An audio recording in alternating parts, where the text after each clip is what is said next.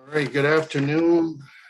Good afternoon, members of council, administration, and those who are streaming from the comfort of home. Welcome to our 2022 budget deliberations here on Tuesday, November 16th, 2021. And again, welcome to all that are here. So I will call the meeting to order. It's 4:03.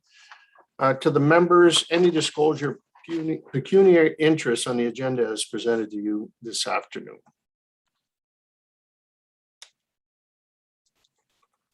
All right, undeclared.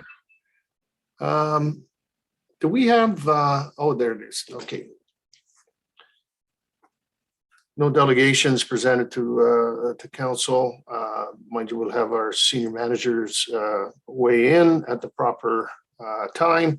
There's no communications to be presented to you. So we have the main report. Is the purpose of this meeting is to review our 2022 proposed budget and business plan.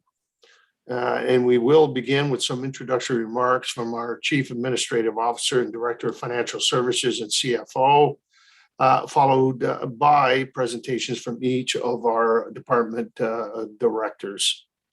At about around, depending on where we are in the agenda deliberations, around 6 p.m., I would call a 20-minute recess for personal health break, and you grab yourself some nourishment, and then we'll reconvene shortly after that. So with that, I will pass it on to Margaret Evans, our CAO, and to Tom Kitsos. Thank you, Your Worship, and we are pleased to be here this evening to present the draft budget to Council and respond to your questions. We have some preliminary remarks and slides to share with you to get things started before each department makes their presentation, as you've noted. So I'd ask for the slides to be put up and turn it over to Tom to get us started with that presentation, please. Thank you.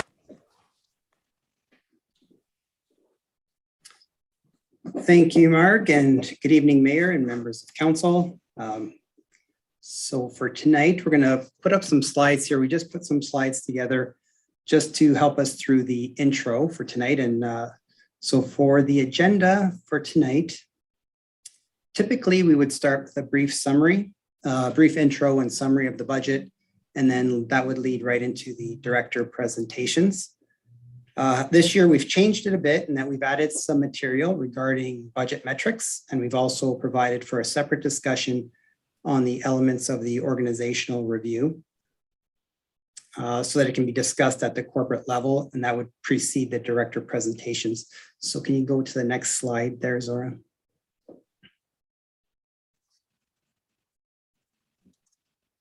Right, so here's basically the agenda. So as I was talking about, so then following the director presentations, so should we get through them all tonight, there'll be an opportunity for further discussion and potential to adopt the budget. Okay, next slide, please. So with respect to the budget deliberation process, so the proposed budget was presented to council at the regular council meeting on November 9th. And that budget was placed on the town's website the following day. The directors will present their own budgets, highlighting items of note for council and providing opportunity for council to ask questions. Finance will track any potential changes as we go. And once we've gone through all of the departments, finance will summarize the budget position, and council will have the opportunity to consider and potentially adopt the budget.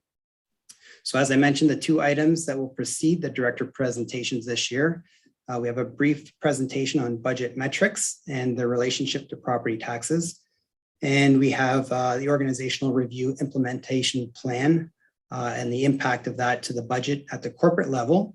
And we're going to discuss this at the corporate level rather than discussing at each department. Next slide, please.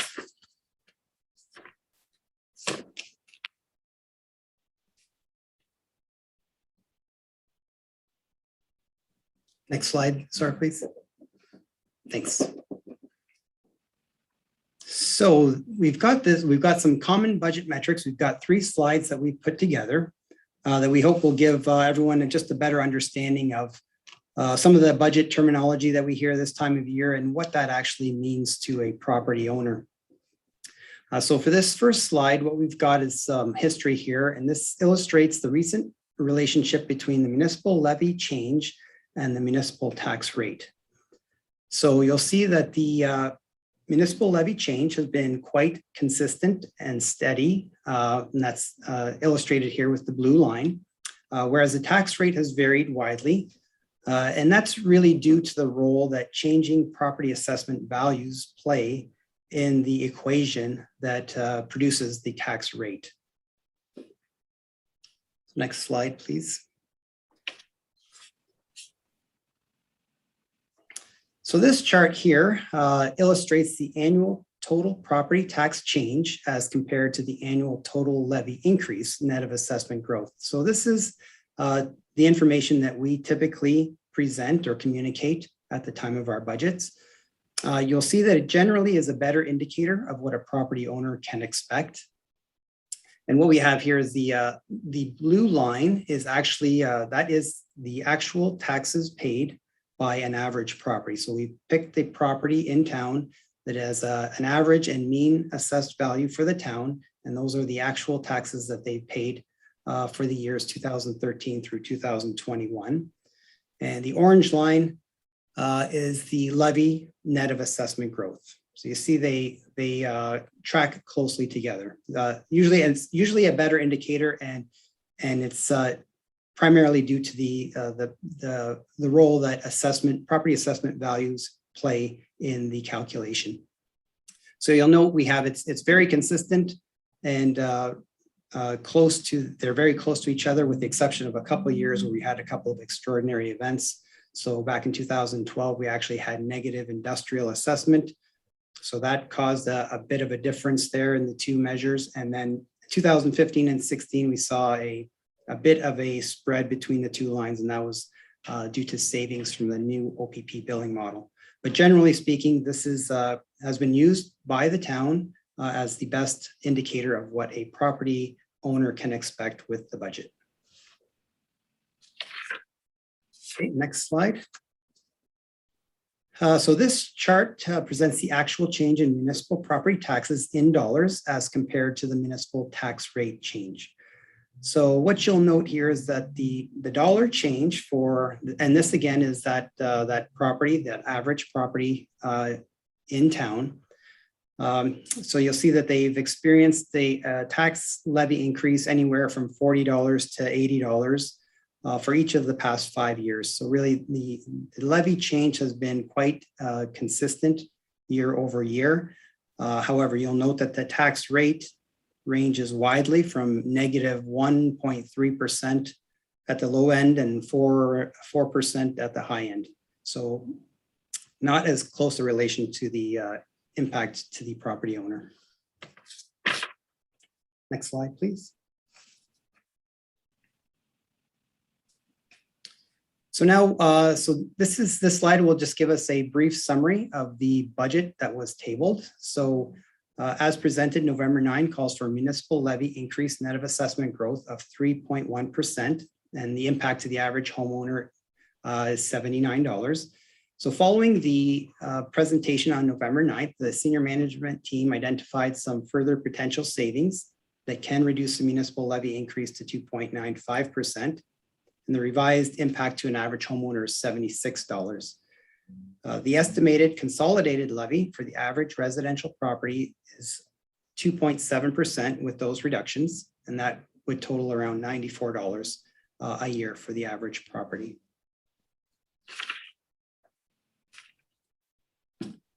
And in summary for the budget this year, so we have 3 primary themes within this year's budget. So first is return to normal full capacity operations following a pandemic environment. The second is the phase 1 implementation plan of the organizational review. And then we also have several ongoing operating process reviews and related recommendations and implementations. So it's this year's budget is definitely operations focused. in contrast to most of our prior years of recent years, which have been a capital focus. Now I'll turn it over to Mark for the organizational review. Thank you, Tom. So as Tom mentioned, one of the principal themes of this year's proposed budget is the implementation of the 2021 organizational review. In 2021, with council's approval, an org review was completed with the assistance of KPMG consultants. It links to council's strategic priorities for continuous improvement with a special focus on customer service, smart growth and economic development, as well as sustainable infrastructure. This review was completed in June and council direction given in July to proceed with the implementation over a 3-year period starting in 2022. Next slide, please. So the staffing changes for 2022 are referenced in the budget booklet. The recommended new staffing enhancements, the RNSE form. There's a consolidated one in the booklet for the organizational review. And I can advise council that overall, there's a net increase of 7.25 full-time equivalent employees over the course of the next year. And these positions largely come as a result of the town's organizational review, although there are a couple of additions through the budget process. One towards the fire code inspections and bylaw enforcement in the new community safety department, and also an enhanced level of service with regards to town recreation festivals and events. Those are fairly small impacts to the overall 7.25. The fire position is about a half of an FTE, and the Parks and Rec addition is a 0.09 of a full-time equivalent staff. So fairly modest by comparison. The balance of the positions were identified as being needed in several areas, including finance, fire, IT, customer service, communications, and public works. There's also been some reorganization of some of the functions that were associated with the previous structure. And so, for example, economic development has been moved over to planning, building, and bylaw. Enforcement has been moved to community safety. Human resources has been set up as a separate entity under the CAO's office. And eventually transit will move into public works and transportation services. So these are some of the changes that have led to this review of the organization and implementation for the purposes of balancing our resources to enable effective service delivery with a special emphasis on customer service. The gradual implementation over a 3-year period allows for operational and budgeting considerations, with mid-year implementations also considered for budget smoothing.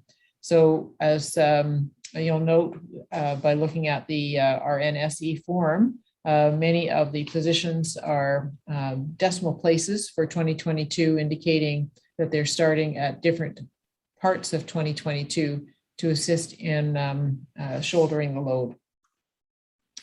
Funding, the funding strategy, which Tom will speak to in a moment, is temporarily relieves some of the annual increase burden to the new infrastructure levy and life cycle reserves to minimize the tax levy impact.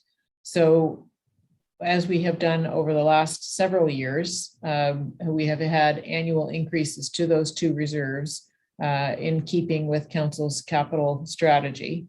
For 2022, the contributions to the NIL and the LC reserves will remain intact. They just aren't escalated for that 1 year.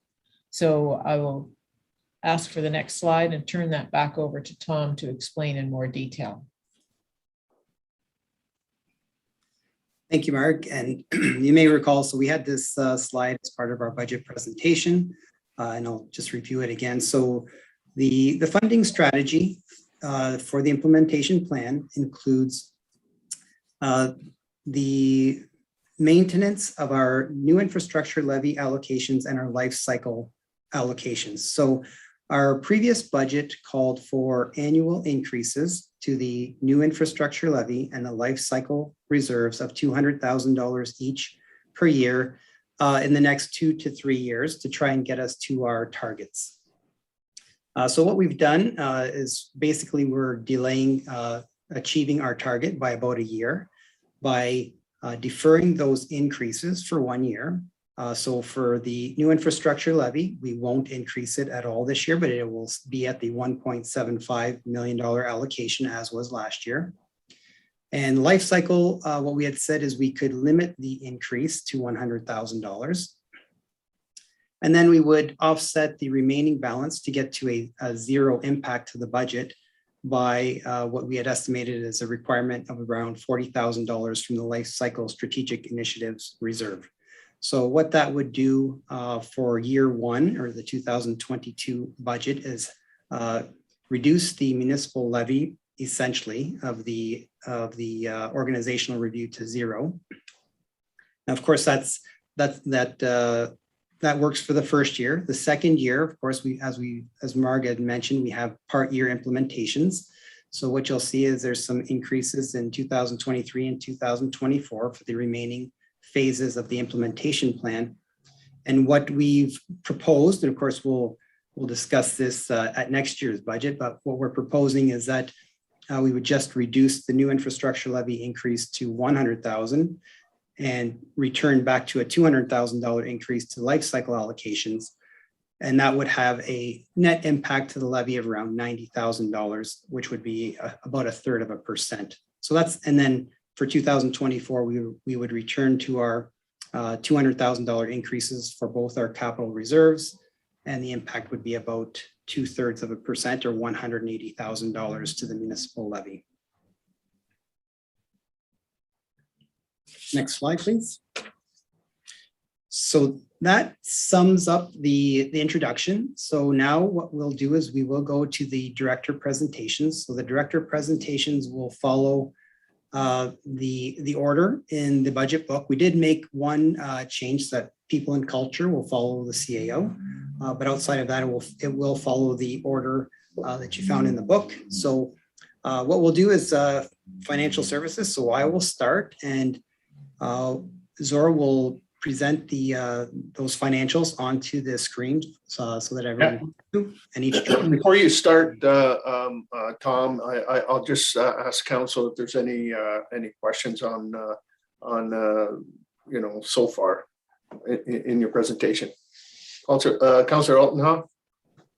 Thank you, Worship, and through you, Tom, can you just confirm slide 7? I'm sorry, it's been taken down from the screen, but it seems that the kind of percentages there, again, I think this was after review by the senior management team.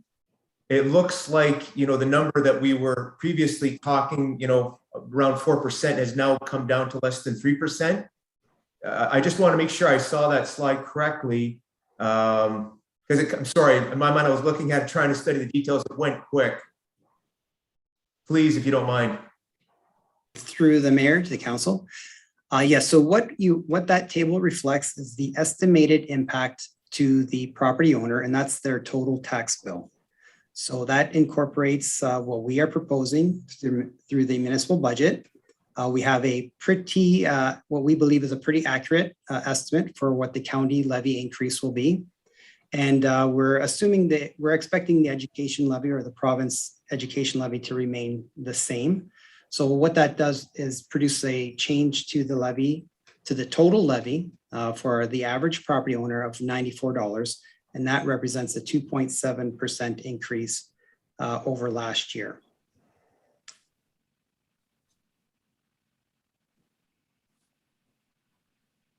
Okay.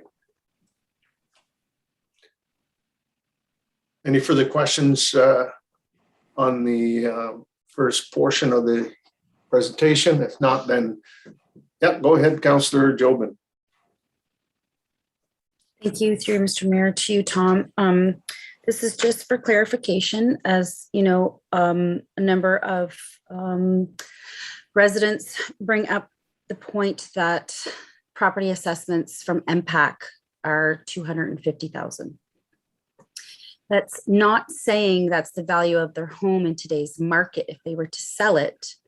That is the assessment that MPAC has given the town to tax the property based upon their assessment that is yet to be updated. Is that correct? Yes, and through the mayor to council. So that is correct. So when we talk about an average property in town and the assessment of $250,000, that is actually what the average residential property in town is assessed at. So those assessed values are meant to be market values, but as we all know, MPAC has not been able to do a market update since 2016. So these valuations are, so the valuations that people have on their properties are those based on the 2016 current value assessment. And that would be outside of any new additions. But that is correct. Those assessed values are used for property tax purposes.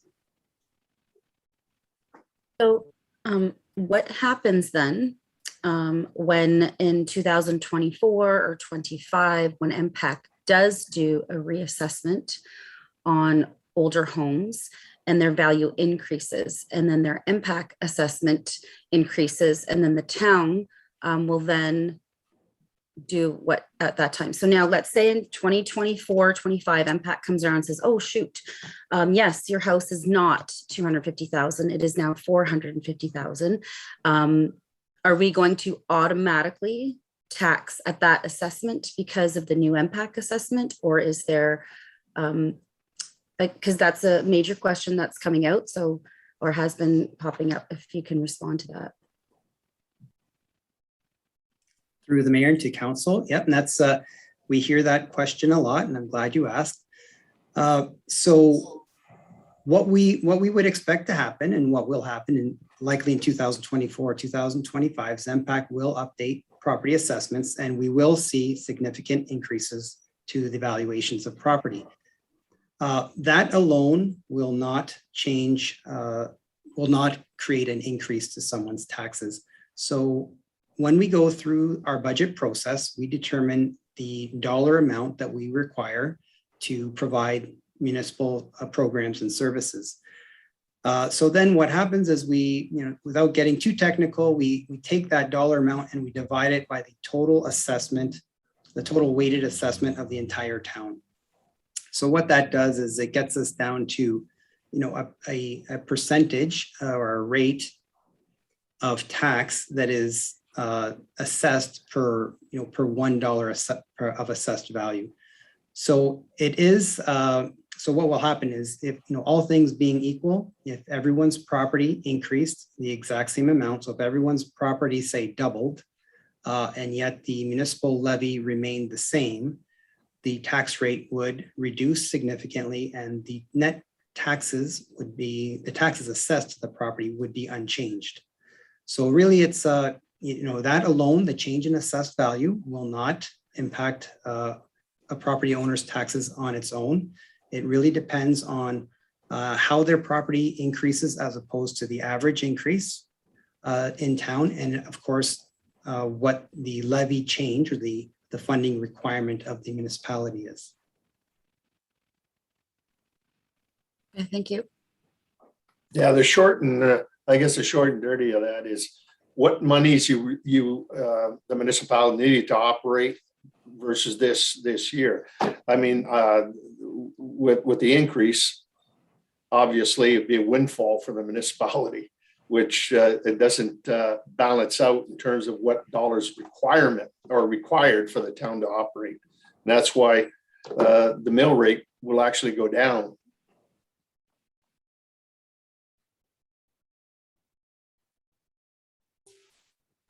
Okay, I think there's nobody else, I believe, there, so I can't see everybody, but I'll turn it back to you, Tom. Okay, thank you.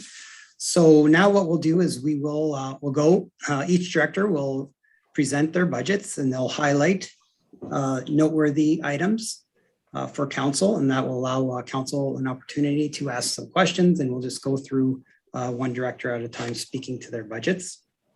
So I'll get to start as the finance section is first in the budget document.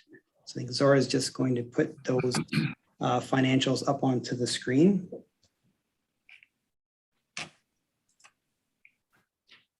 So with respect to the corporate shared budget,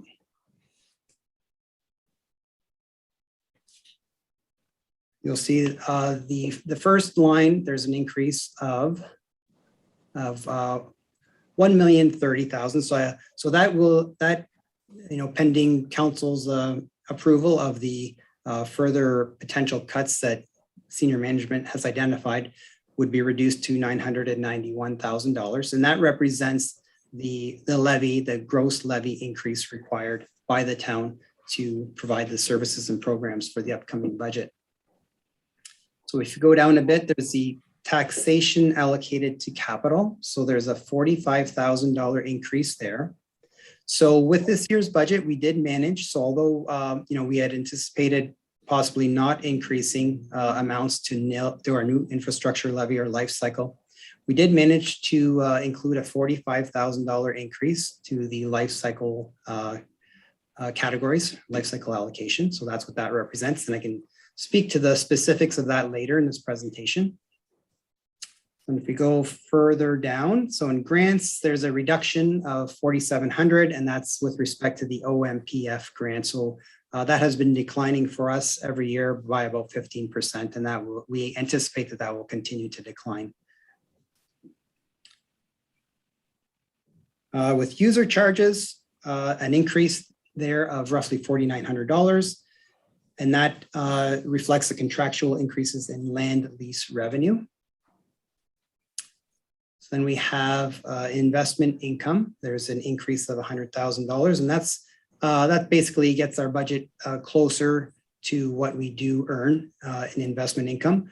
We will increase our transfer to reserve by $50,000. So basically what we're saying is of that $100,000, $50,000 will be used towards the operating budget. The other 50 will go towards reserves. The other income of around roughly $10,800 represents an inflationary increase to the general administrative services assessed to the town's water and wastewater departments. Transfers from reserves, there's an increase of $40,000. And that is with respect to what I had spoke to earlier, and that's the $40,000 transfer from the life cycle strategic issues one-time reserve to help offset on a one-time basis the implementation of the organizational review. And we go further down, so in contract services, there's an increase of roughly $5,000, and that reflects the increase to the janitorial contract related to town hall expansion. And there's an increase in insurance of roughly $29,000, and this is just our estimate, and it's based on what we experienced the last couple of years, and what we're hearing is what we're hearing other municipalities are experiencing that are going to market this year. So it is an estimate. We are offsetting around 20,000 of that through a transfer from reserve through our. We have an insurance reserve to help offset some of that increase. And then in other, that reduction is really just the transfer of two budget line items over to the human resources or people and culture department. So we used to have here a budget for public relations and promotional items was kept in this department, but that has now been moved to people and culture. And then we have a decrease of, so on the next page, please. There is a decrease in transfers to reserve of roughly $120,000, and that's reflecting the reversal of a one-time provision in 2021 that was in there for the collective bargaining agreements. So as we noted for the 2022 budget presentation, what you'll see at each department, when you look at their salaries and wages, you'll see that the increase is basically reflects 2 years worth of increases because the 2021 budget did not include an increase to the departmental due to the collective bargaining process. And and also in here, that is slightly offset by the $50,000 I had mentioned earlier, transfer to reserve from the additional investment income. So if there are any questions on that one, I could take them now, or I can move on to financial services. Tom, on the overall, I know that it's built into the capital and life cycling, but in the general revenues and so forth, the OCIF fund, which is about 1.1 million, it was announced in a financial statement from the Minister of Finance that there was a doubling of the OCIF funding coming in 2022. Now, I know that we haven't received a check yet and so forth, but if that materializes, which it will, I mean, obviously it'd probably be included in the spring budget from the province. What impact does that have? Because obviously if we get a double down on that, which is another 1.1 million to capital, what does it do to the bottom line? So that does not impact our municipal levy. What that does is, so what we've been doing with our OCIF funds, so our OCIF funds we've been using them towards to supplement our storm reserves. So as council is well aware, our storm infrastructure and our life cycle storm reserve has been under some pressure. There's a lot of projects on the horizon and some significant upgrades that were recommended through recent review of stormwater study. So we had decided a few years back, I think it's since 2018, what we've been doing is using those OCIF funds for storm-related projects. So and an example for just this year in 2021, we should finish the Manning Road Phase 2 project, which was the reallocation of the Manning Drain into Lakewood Park.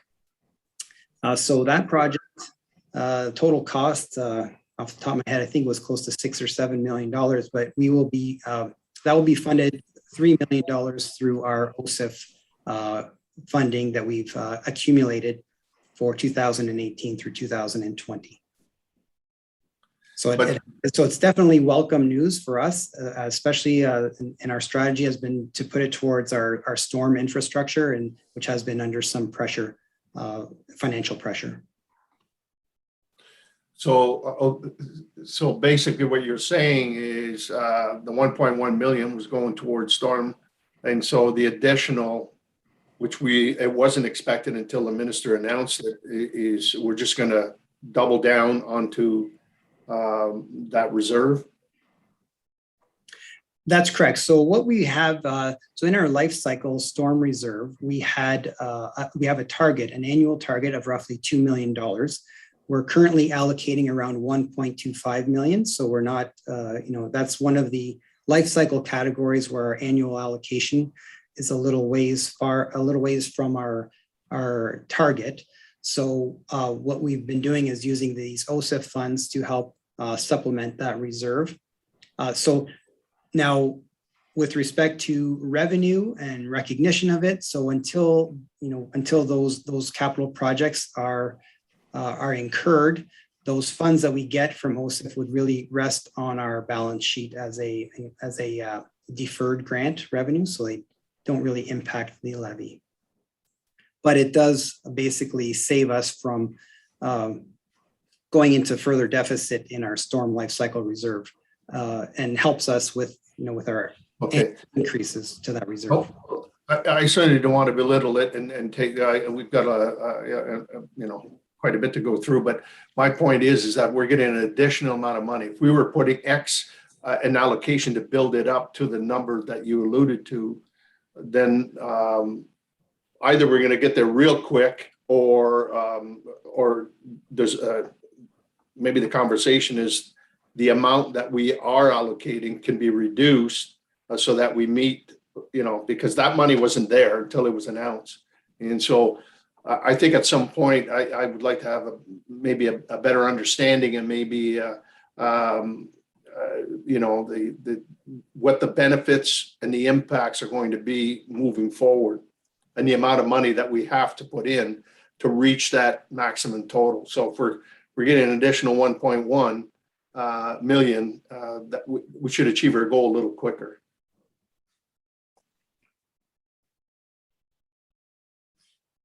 Yep, that's a fair comment. So as long as we continue to receive that grant and we use it towards the eligible projects, which are like the one we used at Manning, then yes, it would help supplement our life cycle. Okay.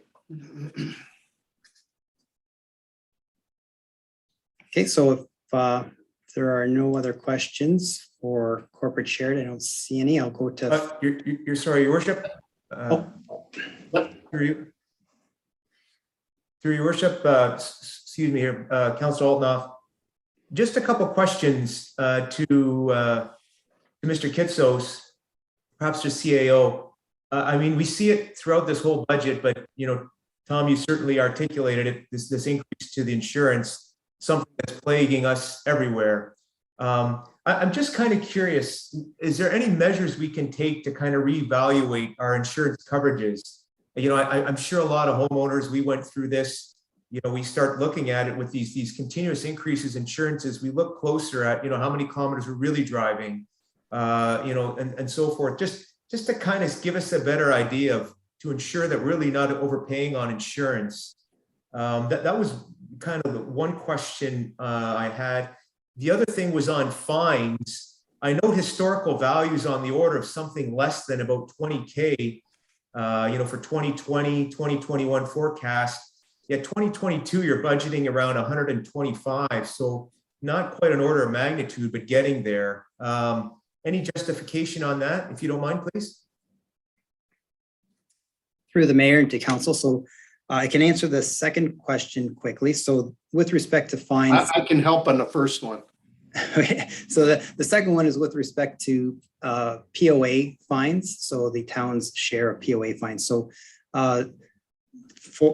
so since the pandemic, the POA collections have been essentially reduced and somewhat postponed. So with the assumption that we'll be returning to a more normal operations for 2022, we expect that the POA provincial offenses collections will resume to full capacity, and we generally receive around $100,000 a year. Perfect, thank you. On the first part, Councillor Odenhoff, on the insurance piece, is right now we're experiencing a very, very hard market in the insurance business. Climate change is playing a real impact. There's other issues like the liability, several issues like liability. There's a lot of insurance companies that are withdrawing from the municipal sector, and I can tell you that at Roma there was I was part of a presentation that was there in terms of trying to alleviate some of the costs. But the harsh reality is that brokerage firms are being bought out by insurance companies. Competition is shrinking. Hard market, climate change is all playing into it. It's not unique to Tecumseh, the county. I know we're doing some investigative work, and I'm working with AMO, the association, LAS, and with also, I have a meeting, as a matter of fact, next week with an American company that is trying to bring to Canada an alternative to help cut costs. The Americans went through this about 10, 12 years ago, and they found ways to continue to manage insuring the municipalities at a more affordable. And so, but at this stage here in Canada, we're in a really, really tough times. And what's just happened in BC, and with the huge floods in that area, that's going to have an impact to us here. I just say stay tuned. The county is trying to aggregate municipalities and throughout southwestern Ontario. And AMO's trying to build on that to try to find alternatives. Yeah, through your worship. Yeah, no, I appreciate that. And maybe seeing what our neighbors to the south have done to, you know, a bit of a breakthrough is needed here, because these numbers just go up and up and up. And been a way, or you know, that the states have discovered how to kind of try to mitigate that or suppress it somehow. I'm sure we would all love to hear it. So thank you. Appreciate that.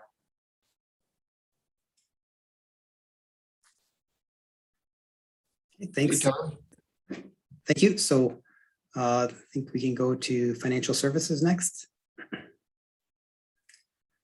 So with the financial services budget for 2022, the major change is the addition of a second deputy treasurer, and that is recommended through the organizational review, as Mark had discussed earlier.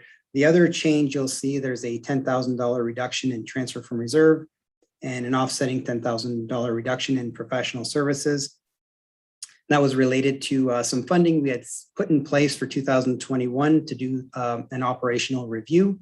We were fortunate to receive grant funding towards that, so we did not have to access town reserves for that process review, which is currently underway. Outside of that, it is a status quo budget for financial services.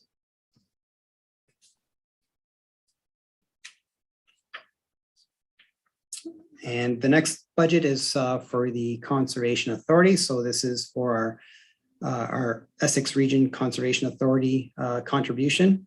So what we've put in here, we just put in a placeholder. We've not received the budget or the approved budget for IRCA as yet. So we have included something that we think is close to inflation. And I think this was close to what last year's increase was, but this is all pending their budget approval process. Is there a question? Sorry, Your Worship, I don't know if you can see me. Councillor, Go ahead. thank you. Again, sorry, Tom, to you on financial services, 1240. Maybe just for everyone's knowledge here, you know, those viewing the professional development, I'm assuming that number is basically kind of returning to pre-COVID numbers. So, you know, it shouldn't be too surprised. I mean, you spent less than $500 in 2020. But, you know, if you look ahead in 23, 24, so I just wanted to confirm that. I see you nodding your head, so thank you. Yeah, through the mayor and to council. Sorry, I missed that line item, but I'm glad you mentioned it. So part of the, so what you'll see is, so for the 2021 budget, we, for the most part, reduced the professional development budgets across the board by about 50%. So for 2022, The view. turning to about half of I that, think it's up here. that decrease. Valerie, please. No, actually. But as I had mentioned earlier, of the additional reductions that were contemplated since the budget tabling, around 20,000 of that, or those further cuts will come to professional development across the corporation. So that will be reduced a little bit. As we anticipate that, although we're budgeting for a more normal year, we do anticipate that there will be more meetings and conferences going forward. Pipe up. Yeah. And then it pops them into you. Yeah, okay. Oh, you're so damn smart.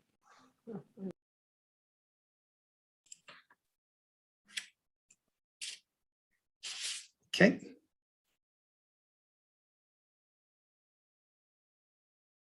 And then the remaining budget is our tile drainage and shoreline assistance budget. So this is so all the remaining loans were paid off in 2021. So this budget is now essentially zero.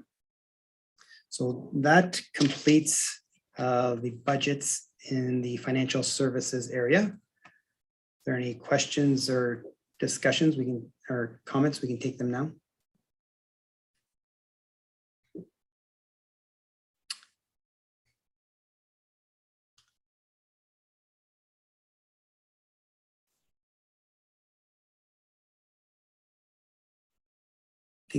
Sorry about that. Go ahead, Councilor Dowd. Thank you, Worship. Through you to the treasurer.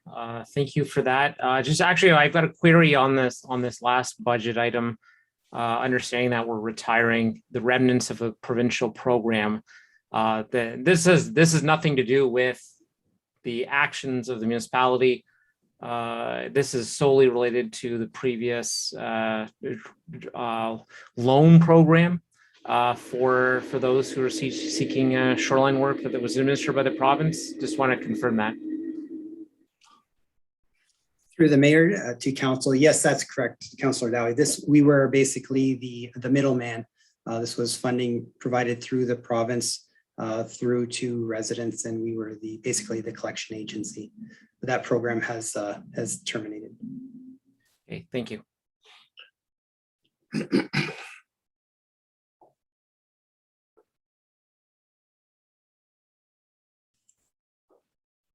So I think the next person up will be our CAO. Thank you, Tom. So I'm going to start with the council budget. This one is pretty straightforward. Really, it is a little small lift of about 4.07% net expenditures, primarily due to a partial return, I should say, to pre-COVID professional development and AMO committee budgets. So otherwise, it's a status quo budget. Unless there's questions there, we'll go to the next one, which is the CAO budget. So if I can proceed, Mr. Mayor. Go ahead. Thank you. The CAO budget. So this roll up also includes the 100th anniversary celebration event that has been reported to council separately, and it is completely sort of rolled into this budget because it is being administered through my office. On balance here, though, we do see a reduction in total wages and benefits due to the org review, which did net out one position out of the CAO's office as a result of the org review. So that is showing a decline in total wages and benefits. We have a minor decline in office supplies and equipment maintenance based on just having a look at our past usage patterns and being able to reduce that budget a little bit. There's an increase in maintenance materials and supplies that I can report to you as completely attributable to expenses that are being anticipated as part of the 100th celebration, as well as the contract services of $128,500, also attributable to the 100th anniversary.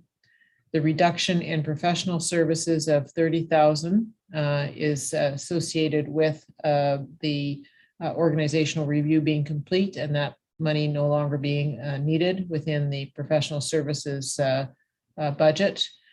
That then really is a status quo budget for professional services for the CAO's office, with the lion's share of that $290,000 going towards the ongoing lottery litigation fees associated with defending the town's position on that. Moving down to other, once again, those expenses are attributed to the 100th anniversary, somewhat offset by reductions in the CAO budget under travel and mileage, as well as public relations, to net that out a little bit lower than the actual 100th anniversary expenses that are expected.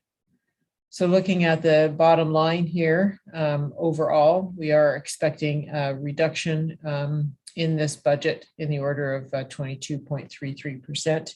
And I might remind council that the expenses that you are seeing here in the CAO budget associated with the 100th anniversary event are offset by transfers from reserves, and they are 1 year only because they are associated with the celebration event, which is only happening in 2022. Also offset, I might say, not just from reserves, but there have been federal and provincial grants that we've applied for to help with fund the event. And also we are expecting some sponsors from the community to come forward to help fund different elements of the celebration. So that sponsorship seeking exercise has commenced through the mayor's office, and we're hopeful that, and we have already received some very generous contributions. So that information will be shared with council as we move along and make progress in that regard. Any questions on the CAO's budget? Councillor Dowie. Thank you, Your Worship, and through you to the CAO. On the professional development side, I know it's sort of, I call it maybe a misleading story. Prior to 2020, that was I guess a much higher total than what's being proposed and forecast. So just wanted to confirm, I think 2019 was 10,038. So there's been quite a drop in here. So I just wanted to confirm this is just resuming back to normal activities. It isn't a substantial increase for other reasons. This is just going back to normal with a plan to go back to normal. Sure, through the mayor to the councillor. Actually, it's not going back to normal just yet. It's down to about 6,350. But yeah, it would only be going back to normal, and we would continue to keep our eye on that and decide what the new normal is going to look like post-COVID as well, and see if we can find savings in future years. Okay, thank you. Any further questions or comments on CAO's budget? There are none. Okay. Okay. Moving on to the police budget for 2022. So as Chair Hales presented last week, we are seeing a decrease in the Ontario specific grants. And this has been sort of a change in strategy through the Attorney General's office, Solicitor General's office, pardon me, with respect to how policing grants are being administered.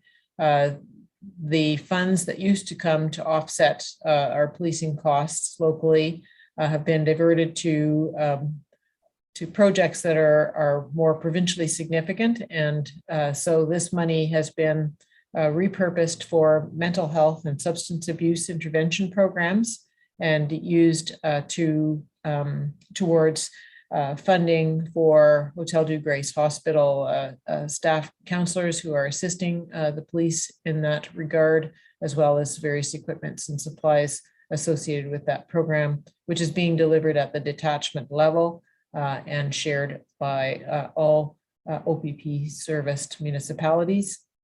Further, there's been a decline in fines associated with, particularly with parking, to better reflect the actuals in that revenue stream. A very minor decline in office supplies and equipment maintenance that we've seen just by past trends in usage. A decline, thankfully, in contract services for policing, and that's based on a reduction in both the base level of costing as well as the service calls. And that's due to a reduction in service calls, largely as a result of finally rectifying the false 911 calls that were coming into the service. And this benefit extends well beyond Tecumseh, as was pointed out at the last meeting when the policing budget was presented. And it also includes a credit for 2020 reconciliation, which is also a reflection of the reduction in service calls, so that we actually get some money back from that year of policing costs as opposed to having to pay additional. So overall, a 3.35% decrease in our policing costs, which is good news for the town. And taken together with the changes in revenue, it represents a 0.53% reduction in the overall policing budget for the town of Tecumseh.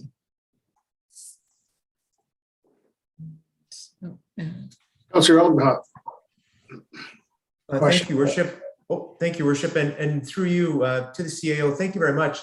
I look back at my records or past budgets, and I do note that fines going back to kind of 2019 and previous, they're values there were on the order of about $8,000. So yes, and I mean, if you look at what's coming up for 2021 in terms of a forecast, something obviously far less than that. Again, I'm kind of a big advocate for enforcement.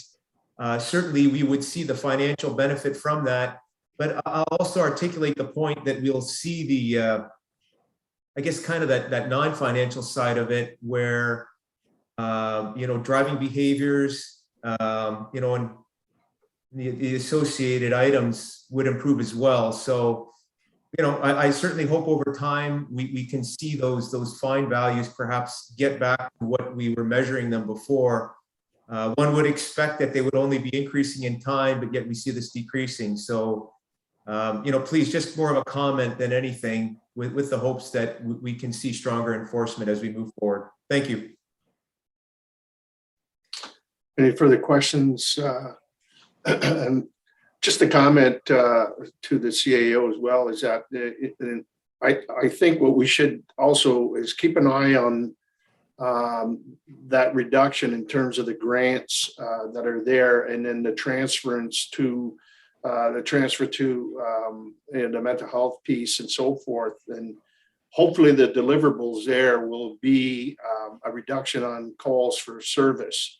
And I think similar to what we did with the misdials, which was a real benefit in terms of service fees for calls.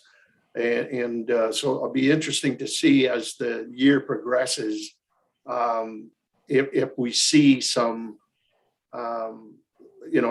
potential reduction in service calls, especially on the mental health piece. So that would be my comment there. The other question is, and I meant to ask that, and it slipped my mind at the time, is that this time of the year, and we used to get grants, and I know that Councilor Tony will probably be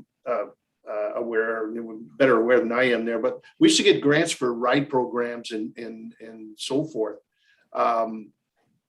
Is there still, within, how is that funded now? If all of the dollars now through SolGen has been directed to a specific area, are they still having some dollars, to help on the ride programs? To the mayor and council. So you'll see in the grants, the decrease or the decline is $95,927, leaving a budgeted amount of $24,000 in 2022. And that does account for the ride, that we do still get the grants for the ride program. Yes. I'm good. Thank you. Thank you. Next Councilor budget. Houston. Oh, sorry. Thank you, and through you, Your Worship. Just a question on the variable or our calls for service, and it's great that we're seeing that decline, and it's declining across the province. What would be the likelihood or timing if the calls for service, I think it was 49% versus base service, which was 51%. What's the likelihood we may see that base service cost increase, or what would be the timing on any increase in the base cost if the variable portion, with us and across the province would decline? I'm just wondering if we are seeing those declines, which is great from a budget perspective, but at one point, will that increase the base cost of policing?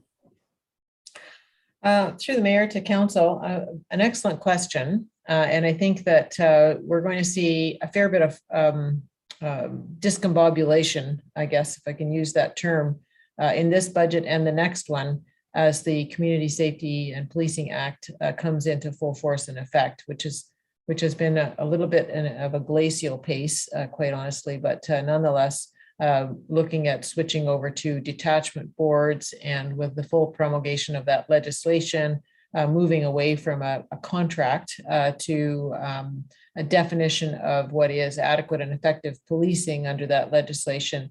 And we'll see what that all kind of boils out to mean, and what effect that has on the billing for police services. Now, we are told that the billing model will not change, But you're quite correct in terms of what they offer, what level of resources are available to municipalities for policing purposes will have to be reconciled in some form or fashion against the base and the calls for service. So we'll watch to see how that unfolds and see what impact it has on the rest of the town operations, and particularly enforcement.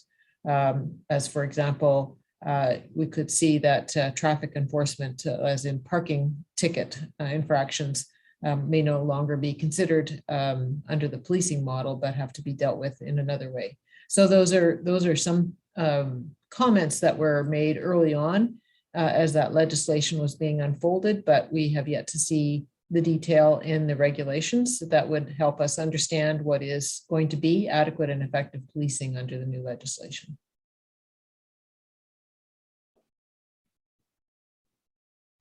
Yeah, and I believe, Margaret, that the fee for service too, it reconciled, and then it's, I guess, amended every four-year cycle. Yes, it is. It does run on I think it's 3 or 4 year cycle. That's quite correct. And then there's always that lag, in time against the reconciliation. So this year we're reconciling for 2020. Next year would be 2021, and so forth. Yeah. Any further questions on the police budget? Hearing none, carry on. Well, thank you. We'll move on to the Police Service Board. And I guess as a follow-up to the response just given, with uncertainty and nothing further from our communication into the Solicitor General's office with respect to adapting a 2 detachment board model in Essex County. We haven't heard back from them on that proposal, nor have we seen any regulation on how those detachment boards will operate. In the absence of knowing what that might look like, we have put in pretty much a status quo police service board budget, as though we were continuing with a local police service board, because we have no other information to work with. And in this case, there has been a small increase in that budget also, as the partial restoration of the professional development budget is put into effect in anticipation that there may be more in-person opportunities for professional development for the board. We expect that we'll see this transition in 2022, and that the town's contribution to the new detachment, to the new North Shore Detachment Board, will have to evolve and be put forward for council's consideration.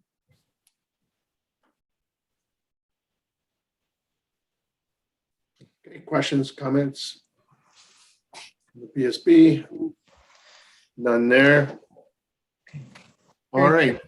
Thank you. With that, I will. Those are my bundle of budgets, and with that, I will turn it over to Michelle to speak to the Human Resources or People and Culture Division of the CAO's office. Welcome, Michelle. Welcome to your first one. Thank you. It's a pleasure. Good afternoon, Mayor and Council. As I said, it's a pleasure to be a part of the budget process as the new Director of People and Culture, and to introduce the budget for the newly structured People and Culture Department. As you are aware, the People and Culture Department was previously known as Human Resources, HR, and was part of the Corporate Services area, and is now structured as a separate department or unit within the Office of the CAO. Now, our primary mandate in People and Culture, as you may imagine, is our people. And we strive to support and drive all aspects of the corporation's people strategy in order to ensure exceptional and exemplary service in all our day-to-day operations and to the residents we serve.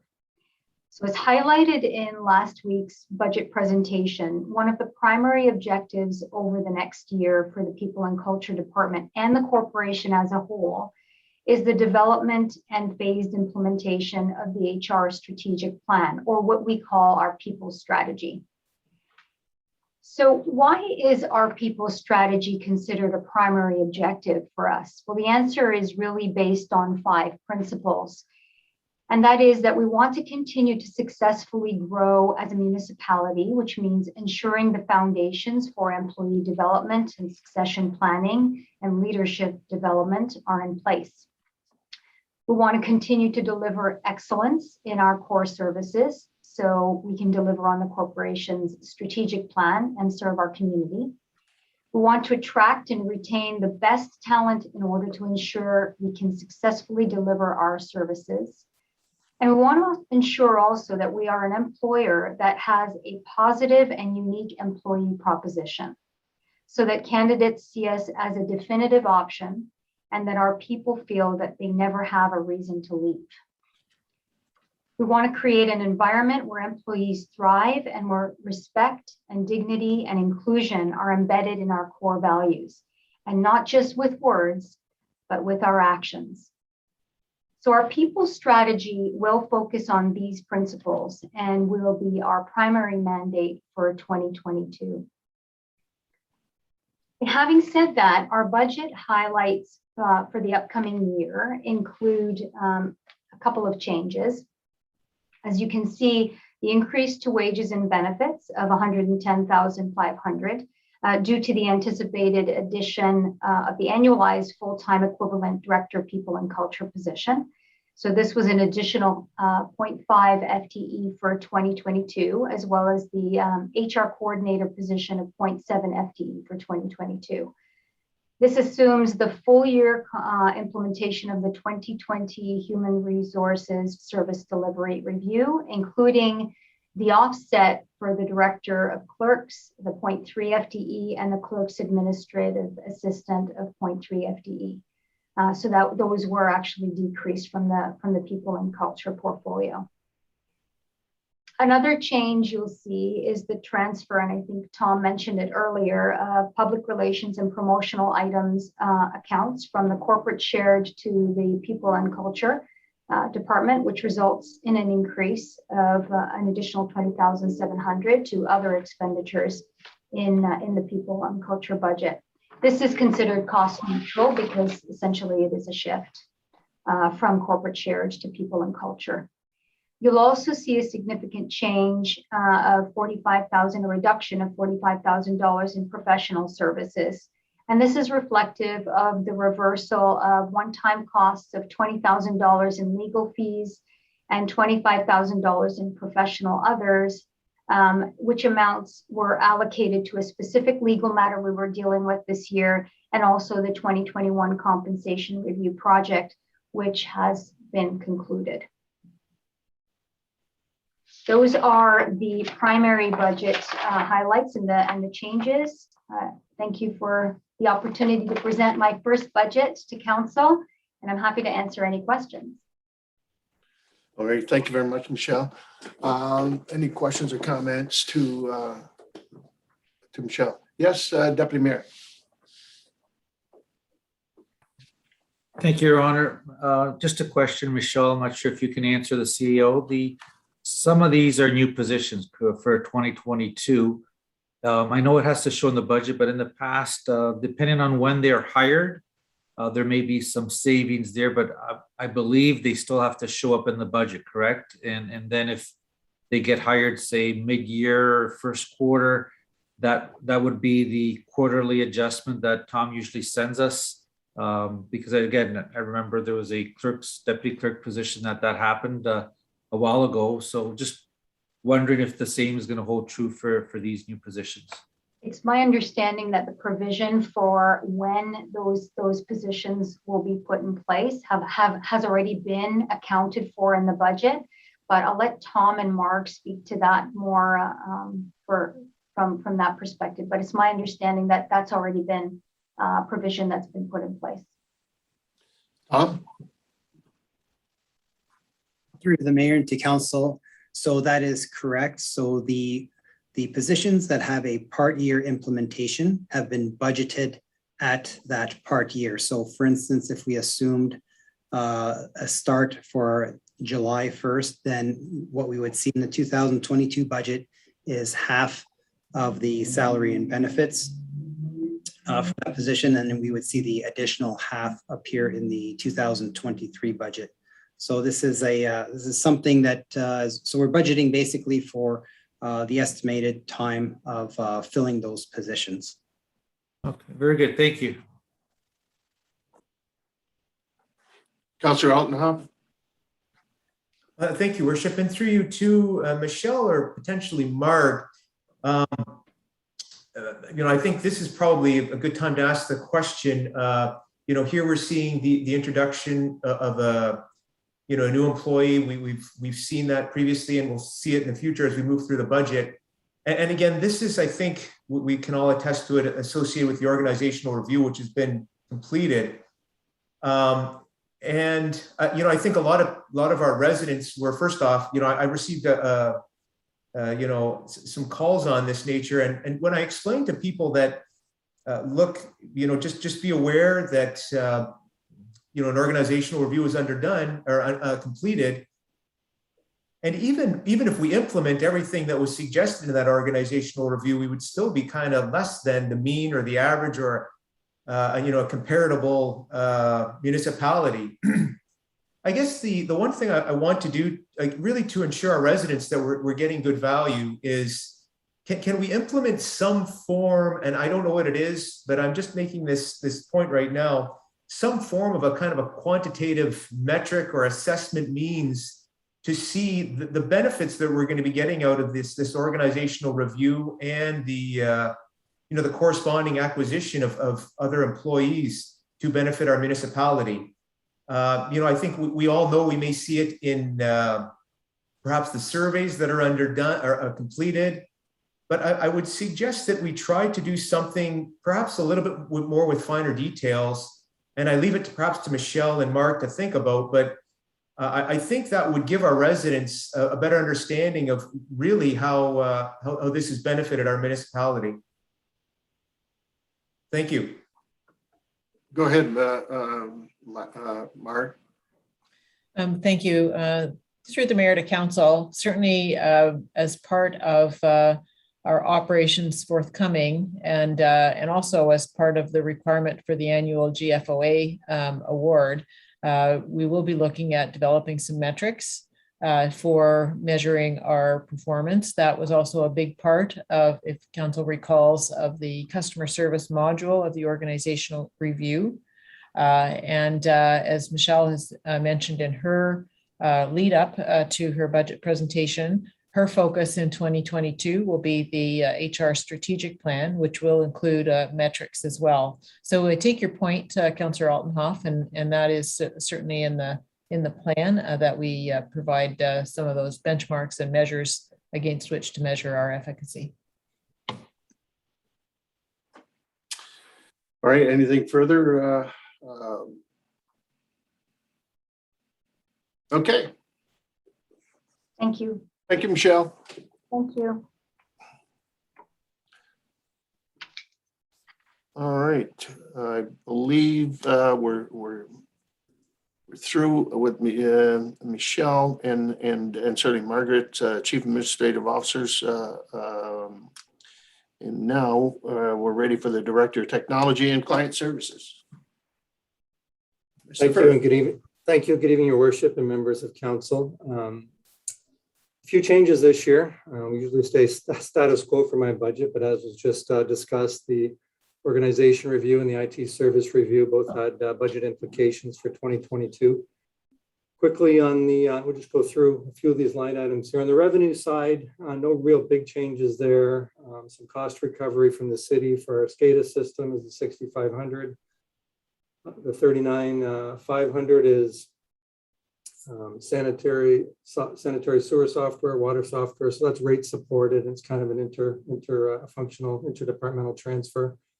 Transit, some funding from the transit comes into there for their technology. Another transfer from the reserves would be from water, wastewater, and roads to help offset some of the costs for our GIS technicians who provide quite a bit of support for those groups. Also included in that 126,565 for 2022 is a $40,000 placeholder for a cloud strategy. A lot of our programs are going into the cloud now. And one of the recommendations that came out of the IT service review that was adopted by council back in July, that was one of the, I think, number of studies that were recommended. So we're looking at doing that study in 2022.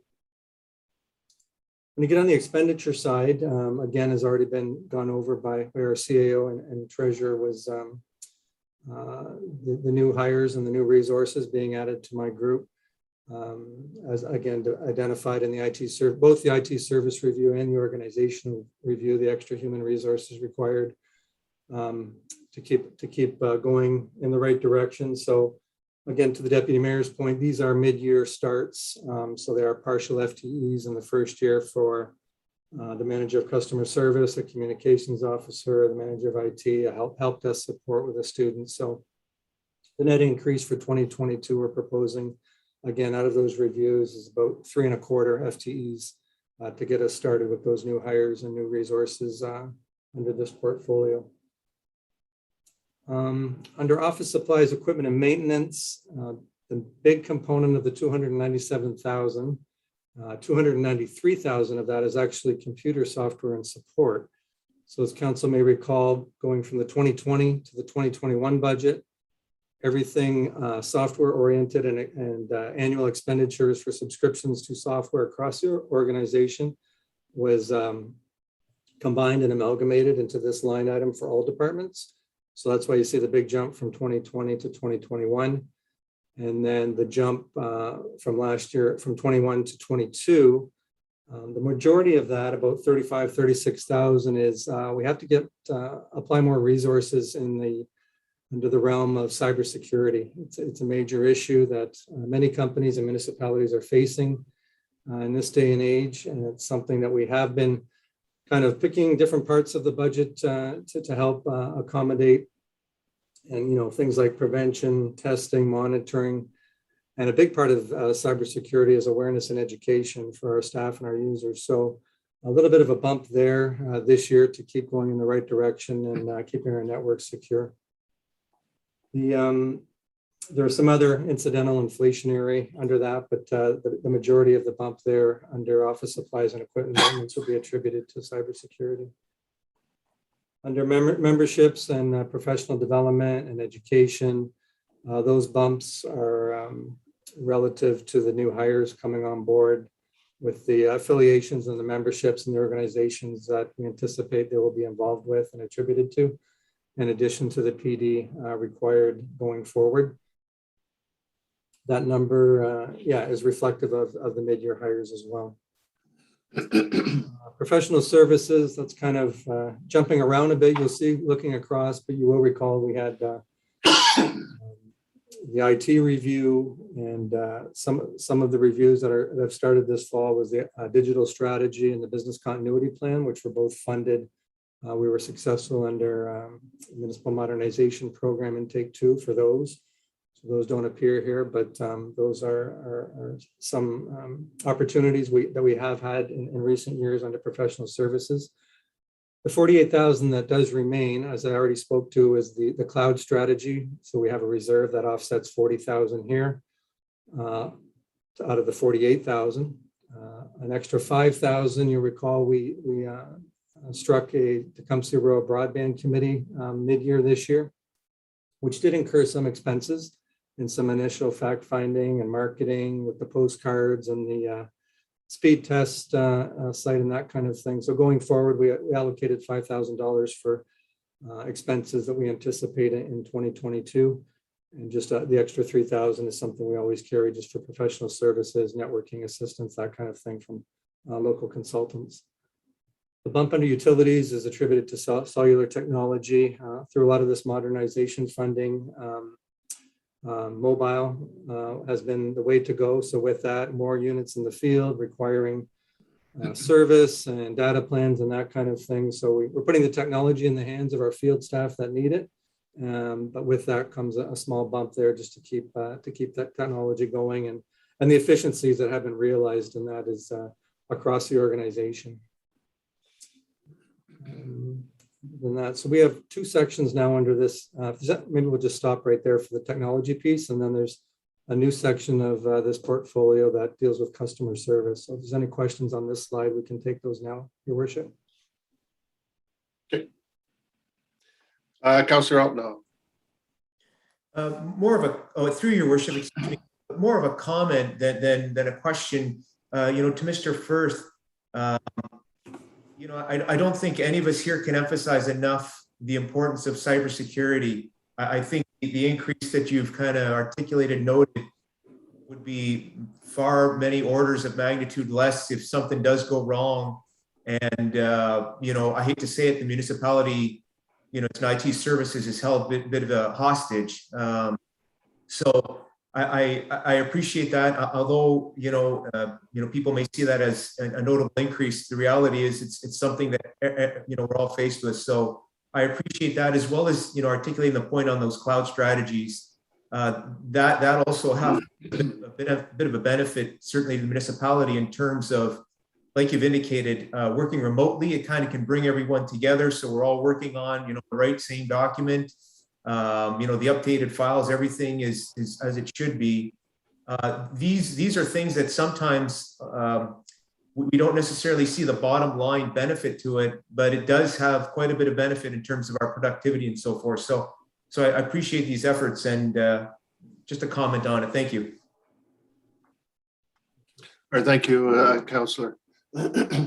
Any further questions or comments to Mr. Firth? Hearing none, thank you. So the next slide is, again, the new customer service piece. Yeah, and just thank you, Councillor Altenhoff, for those comments. And I did fail to mention that the last 2 years with COVID has brought in some new technology into the organization with remote working and Zoom licenses and that kind of thing. So that was, I guess, attributed to a little bit of that bump as well.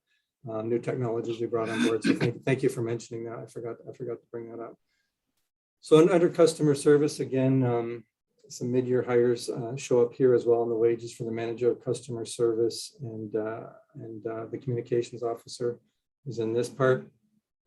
The professional development, that was a transfer that existed previously in the budget. Under corporate services, they had a $7,500 allocation for customer service week, which we just went through recently. So that will come under this new manager. So that was just a lateral transfer from another budget. And then professional services, the majority of this is our citizen satisfaction survey. There's a lot going on this fall with hopefully the tail end of some of this pandemic and the sentiments out there. We're going to do that looking to do that later in 2022. So 15,000 of the 21,000 you see there will go towards having the consultant help us with the citizen satisfaction survey. In addition, as you are aware, the County of Essex is providing us with some communication services right now in the interim till we get somebody on board. So there's 6,000 in there for their continued efforts and services in supporting us with communications, with external communications to the media and the public. So this budget will develop over time as these pieces of the puzzle get in place, again, coming from the org review. And I think that's it for this slide, Your Worship. Councillor Dowie. Thank you, Your Worship, and through you to Sean. Just on that last point, with the contracted services from the county, is that what line does that fall under? Is that professional services, or is that built into the wages and benefits? Through Your Worship to Councillor Dowie, that was under professional services. We had 15,000 for the survey and an anticipated $6,000 in the new year. Hoping to get the comms officer in place by the end of Q1, if not very beginning of Q2. But in the meantime, we need that assistance. So out of the 21,000 under professional services, 6,000 we're anticipating to be required for that purpose. Okay, thank you. All right, any further questions? Hearing none. Okay.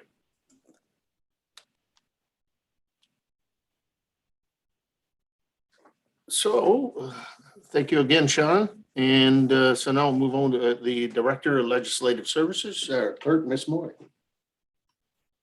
Thank you, Your Worship. So our first line item here is under grants, and that is reflective of an application that is made for municipal modernization funding under intake 3 for funding of a records and information management service review. So if successful, we would receive approximately 65% funding for that review. User charges is the reduction here is reflective of the reduction in number of funeral homes that we are now servicing for burial permits. With regards to the transfers from reserves, this is a combination of, like I said, a couple of different factors. We have offset the, you'll see under the licenses and permits, while it doesn't show as a percentage change, we are actually providing for an anticipated reduction in license fees due to the pandemic. We're not sure on the recovery process for the those types of lottery events. So we are predicting a reduction there. The transfer from reserves is offsetting partial by the, or is reflective partially of offsetting those licenses fees of funding in part for the service review, as well as for the municipal election. So after all the pluses and minuses, you'll see the net impact to that light item here. The changes to the wages and benefits, this is largely reflective of the HR service review. So HR services moving under the CAO's office, as well as contractual obligations. The changes to the office supplies is reflective of the 2022 municipal elections. As the professional development is reflective of the gradual return to previous budgeted amounts for professional development and education. Contract services, the funding here is actually for the internet and telephone voting, again for the 2022 municipal elections, the anticipated service cost for the service provider.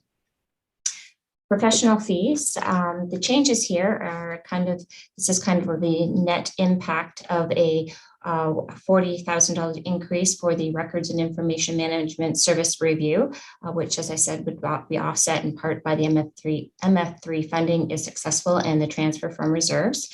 In addition to a $1,000 contract increase to the University of Windsor internship program and a $3,000 one-time allocation for the 2022 municipal elections. There is a reversal in there of $25,000 that was in the 2021 budget as a one-time item, which results in the net budget increase of $19,000. The changes to other are largely with respect to the municipal election. So these are anticipated costs with relation to the elections, delivery of the municipal elections, advertising, promotions, supplies, things of that nature.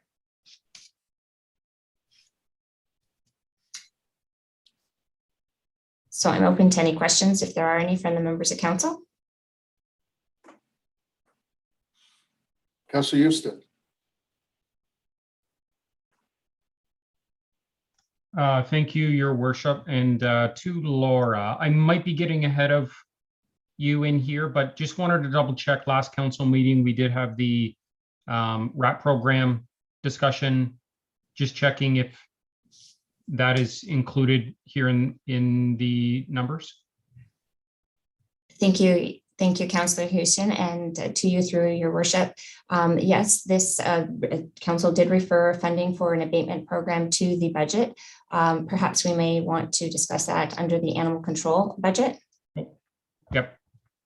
No, thank you. I was getting ahead of myself, so just not a problem. Check on that. No problem. Councillor Tonio. Thank you, through you, Mayor. Ms. Moy, the 50,000 contract, you said it was for the election. That's for the service of electronic servicing, to have the election done electronically, correct or incorrect? Through you, your worship, to Councillor Tonio, yes, the anticipated service contract for the delivery of the internet and telephone services for the voting methods for the municipal election is estimated to be around the $50,000 range. Thank you. Okay. Any further questions or comments? All right, carry on, Ms. Moy. Thank you, Your Worship.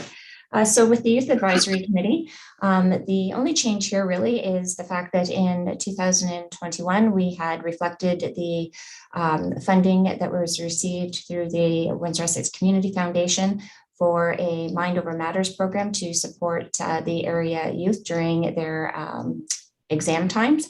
So the funding change, we didn't know that was a one-time funding, so that is no longer reflected obviously in this budget. And the changes to the expenses were those funds that were allocated towards delivering that program in 2021.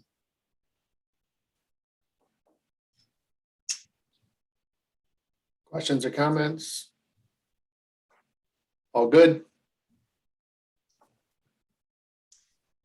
The Senior Advisory Committee, there is no proposed changes in 2022 for this budget here. Hoping that the committee will be able to be back to resuming their meetings and provide more activities for the seniors and advice to council on how to provide programming for our seniors.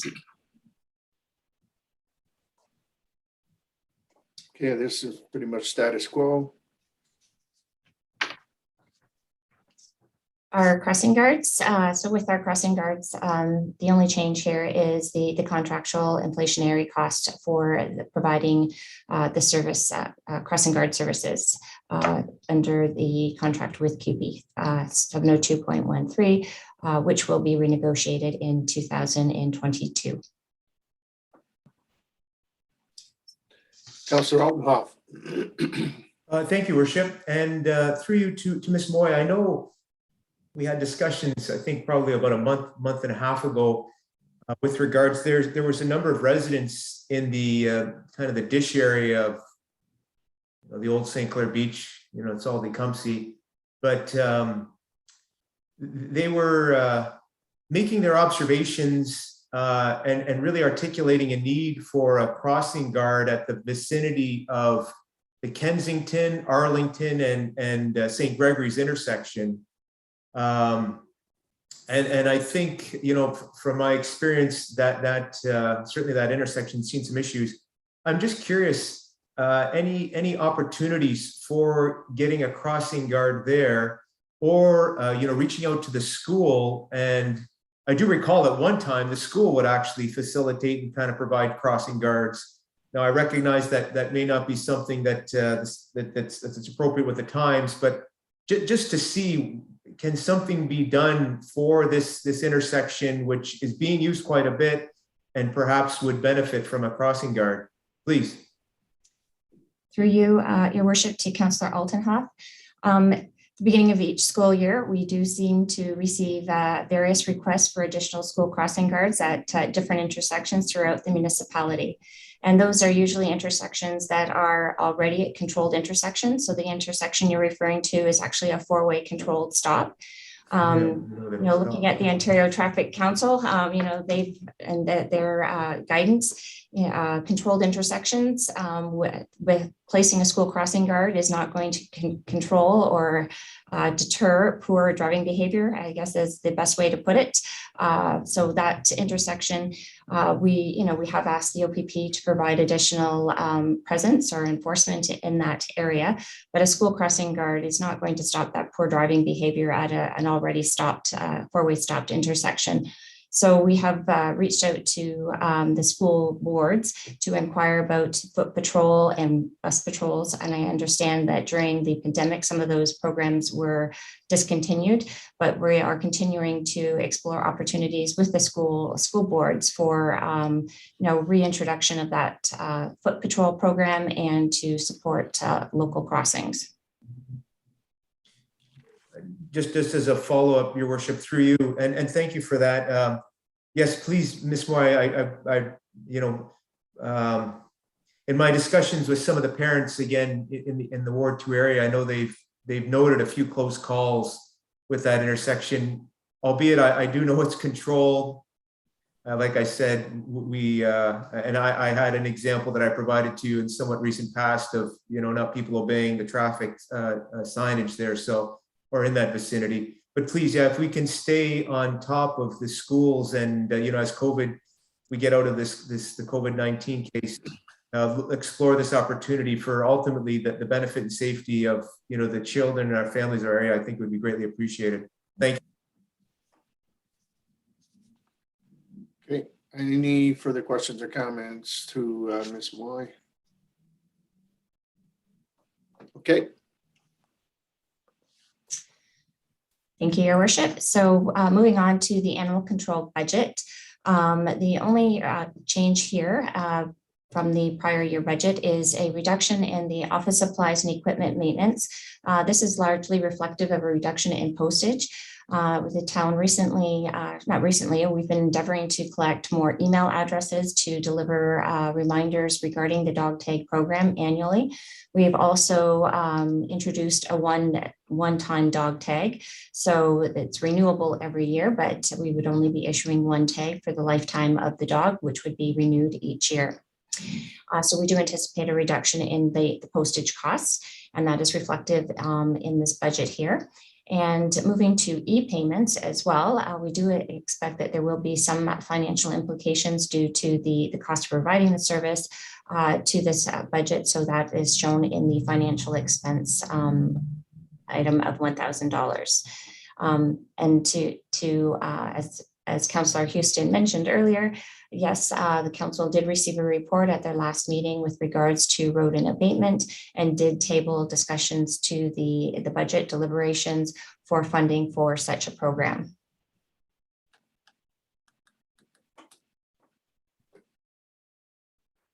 Councillor Dowie.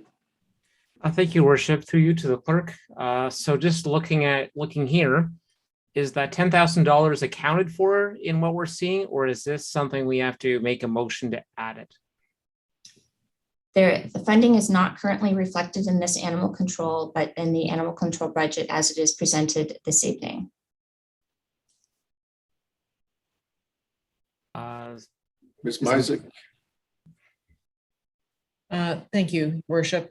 So if council would like to address that, within this budget, I would suggest that the $10,000 could be added as an expense for the pilot, with the revenue source coming from reserves, as is our case for one-time types of expenditures. Once the pilot efficacy has been evaluated, then if it is to become a normal or regular part of the animal control budget, it would then take its place in this budget on an ongoing basis and funded from the levy. But in the meantime, a one-year pilot could be funded from as a one-time from reserves.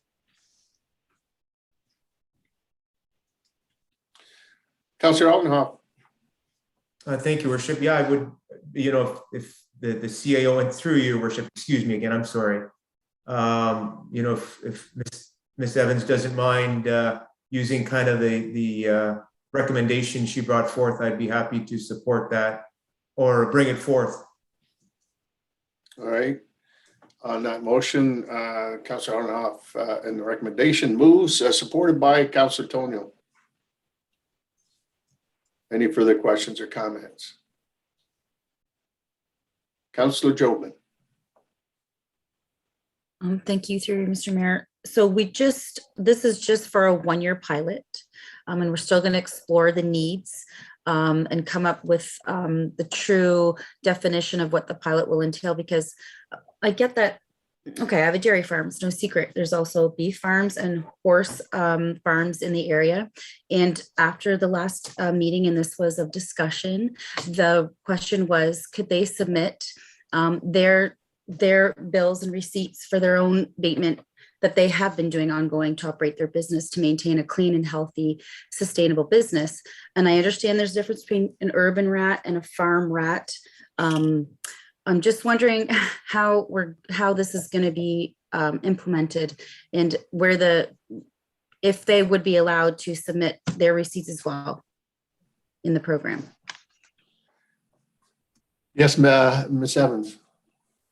Through the mayor to council, you're quite correct in your recollection, Councillor Jobin. The discussion of the report at last council was for administration to come back with a definition of a pilot that was more or less based on the three options that were presented in that original report: a continuation of the education, some form of rebate, and then perhaps a focused neighborhood approach to the pilot project.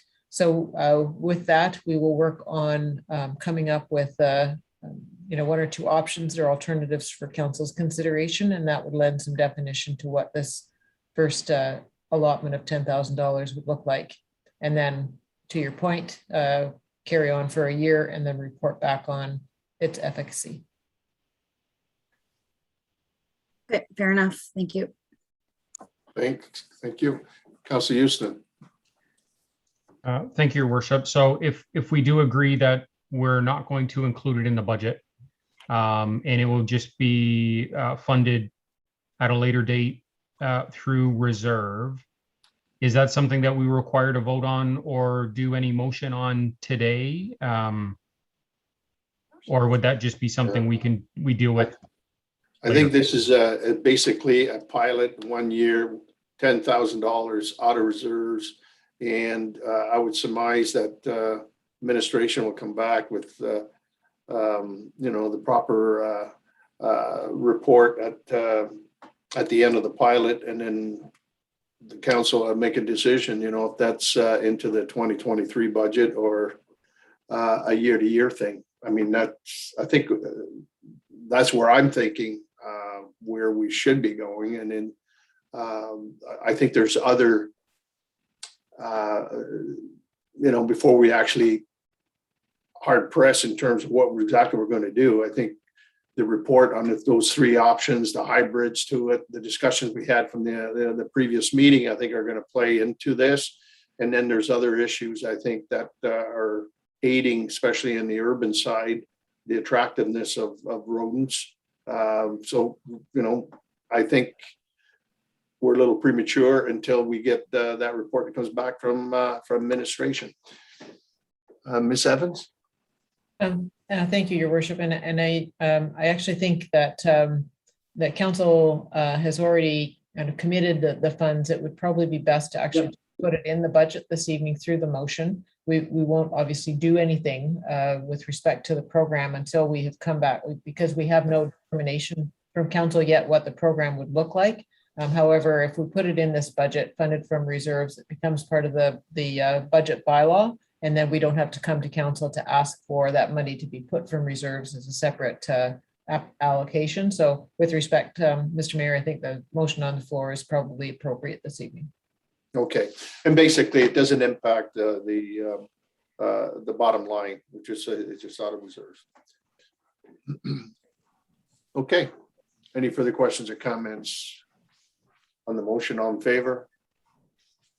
Opposed, if any? That's carried. That's unanimous. Thank you. Any further questions on the animal control budget? Nope. Okay. Golden Age Club.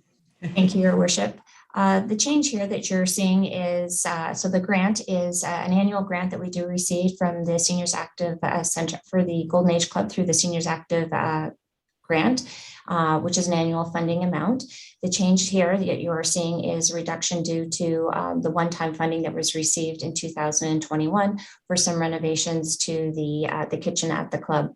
We have made an application for one-time funding once again to finalize those renovations, and if successful, we will be advising council through our quarterly budget reports. So you do see the reduction of the $500 in both the grants and the maintenance, which are reflective of those renovation costs. And the only other change here are the inflationary changes due to the insurance. So essentially, this is more or less a status quo budget. Okay. Questions or comments?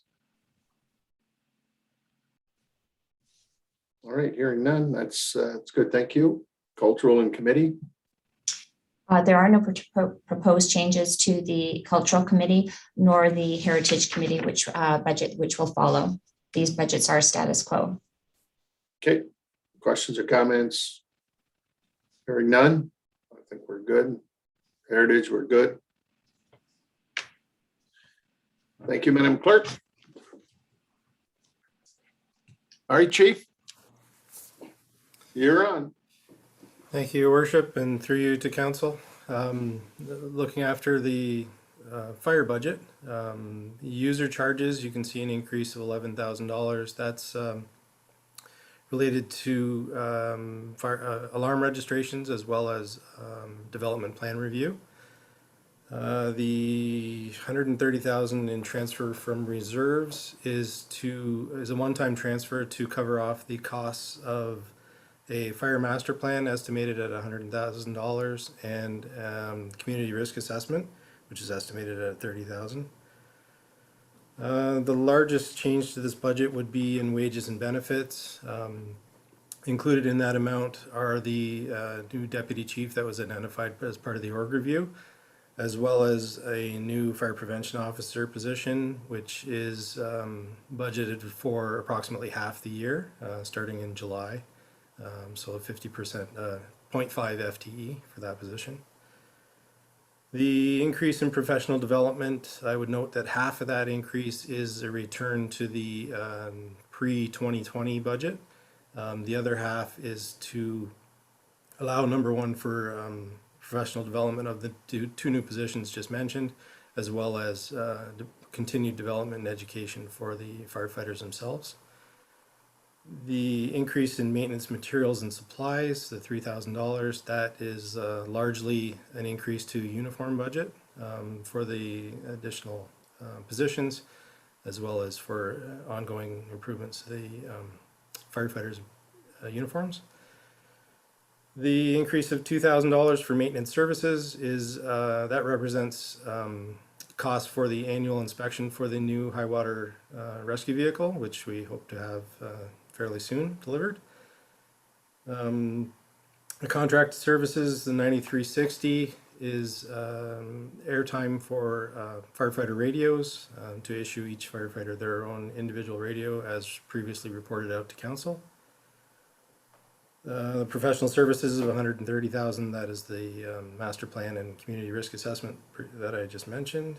And the other increases are insurance and the financial expenses, credit card service fees. I'm available for questions if there are any.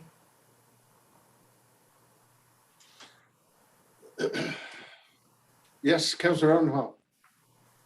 Thank you, Worship, and through you to Chief Bondi. Just a question with regards to the increase in the contract services. I know you mentioned it's radio time, and please excuse my ignorance here. So maybe you can lighten us all.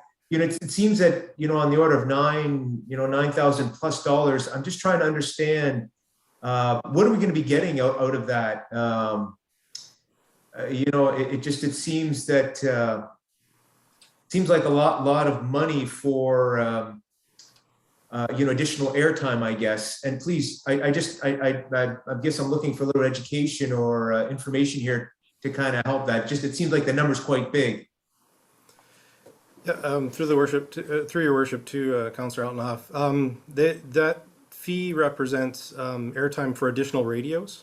What we had done earlier in the year, our service provider had offered us some additional radios at a deeply discounted price, actually $100 a piece, which we took on and activated them on under our existing contract with the service provider on a temporary basis as a trial. They're intended to provide each firefighter with their own radio. It's for their safety. Yep. As previously reported out to council, there's been numerous studies showing that teams that go into dangerous environments with one radio, which is typically how we had operated, one radio per team of 2 or 3 firefighters. If the firefighter with the radio is for whatever reason incapacitated or becomes separated, you've now lost communication with the other 2 members, and it's not a good situation to be in. So that was the reason behind that. Just as a follow-up through your worship, again, please excuse. This is really the cost for such airtime, which I'm assuming is, I'll call it with no pun intended, pretty well bulletproof in terms of ensuring that communications, from one radio can get to the other. And I do agree, everyone should be in contact when, and first responders are there. Yes, I agree with that 100%. But, if these are the figures, and I'm happy to support it.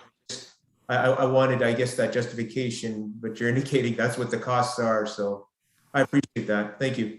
Thank you. Okay, any further questions or comments?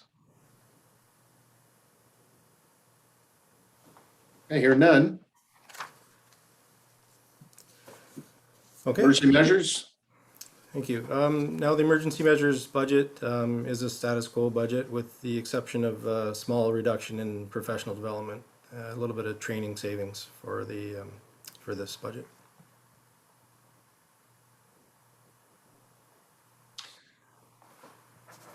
Questions, comments?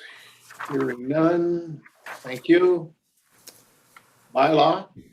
And bylaw enforcement now being part of my department, the Community Safety Department. The item you see under wages and benefits, the reduction of 61,000 roughly, that represents a transfer of wages from development services staff that were previously charged to this budget. As this budget now falls under me, that you would see an equivalent increase in the development services budget for that. So that is a neutral item. There's a small increase in professional development for training for the bylaw officer, as well as the insurance increase that you see across the board.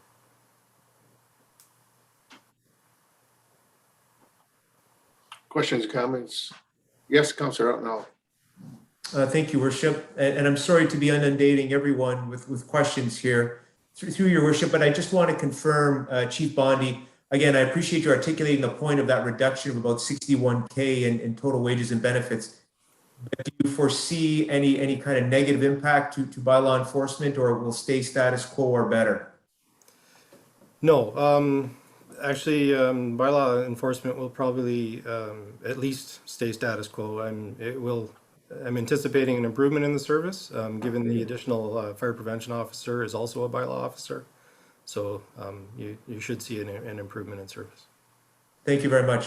Appreciate that. So the benefits of an enhancement in service with a reduction in costs, beat that. Thank you. Thank you. All right. Any further questions on the bylaw? Nope. All right, carry on.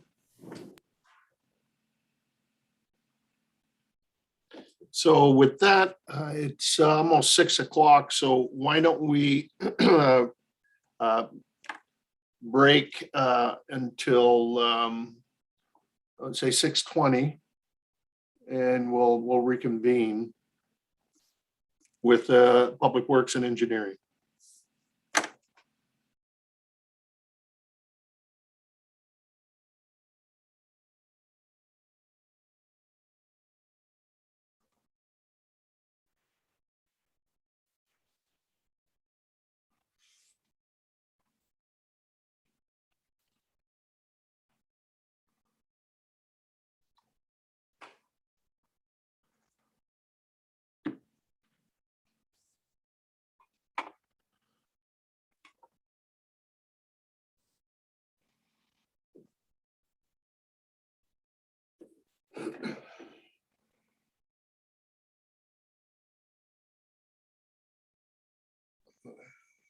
Mr. Bartnick, and good evening, Mr. McArdle. Thank you, Your Worship, and members of council. Just wanted to thank you for the opportunity to present the Public Works and Engineering Services budget to you this evening. So first up on the screen is Roadways, 3,100. So I'm going to go through and just try to hit some of the highlights here. Under wages and benefits, there is an increase of just $82,000. About $32,000 of that is attributable to a 0.25 FTE for the engineering project manager. And that has an offsetting transfer from reserve. The remainder of the increase in wages and benefits correlates with contractual salary increases.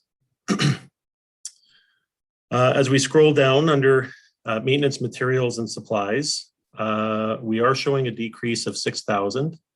However, as Tom Kitsos alluded to at the beginning, we were able to find some additional savings. So that's actually going to be a decrease of 8,500.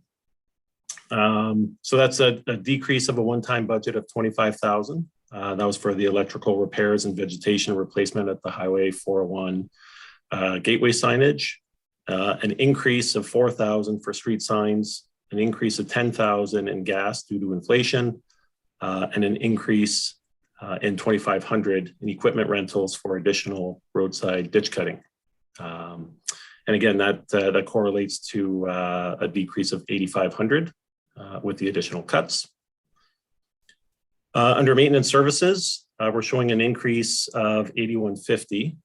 However, we were able to whittle that down to about 5,650. And those additional increases are attributable to maintenance performed on the plow trucks, the sweeper, and the backhoe. And it's typically just, due to the corrosive environment, that they have to work in. Contract services, we are showing an increase of 4,500. Again, we were able to decrease that to only an increase of 2,500. And that's attributable to inflationary increases for line painting and the costs for the service provider.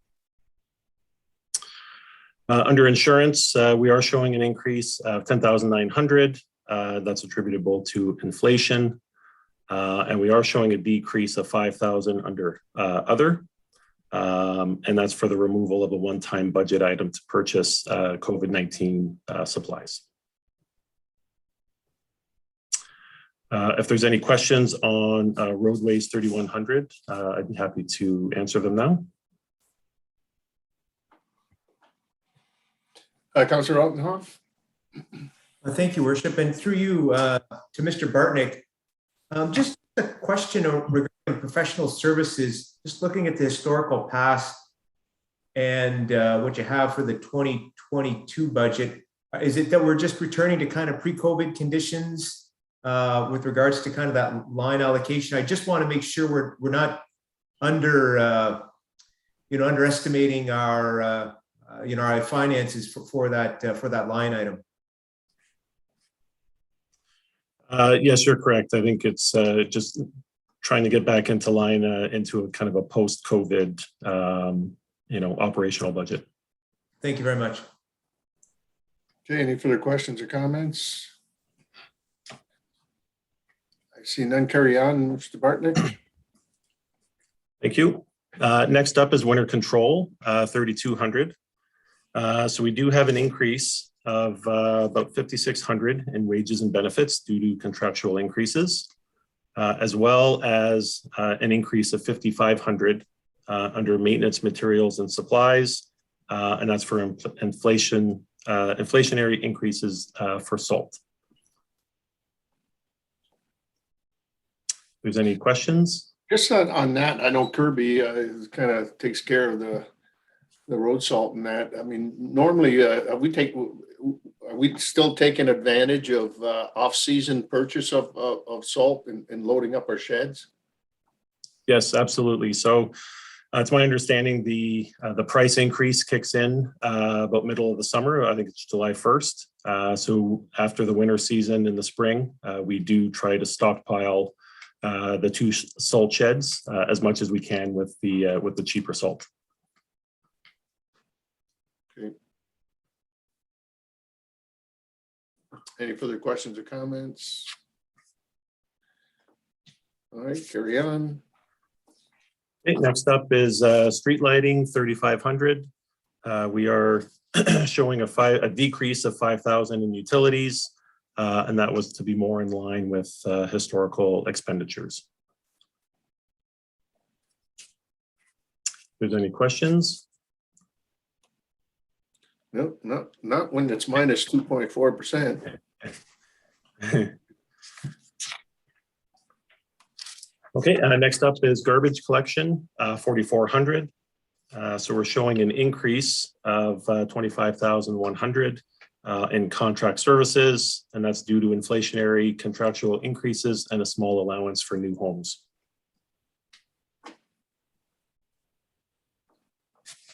Status quo. Questions or comments? Yes, Councilor Tonio and Deputy Mayor.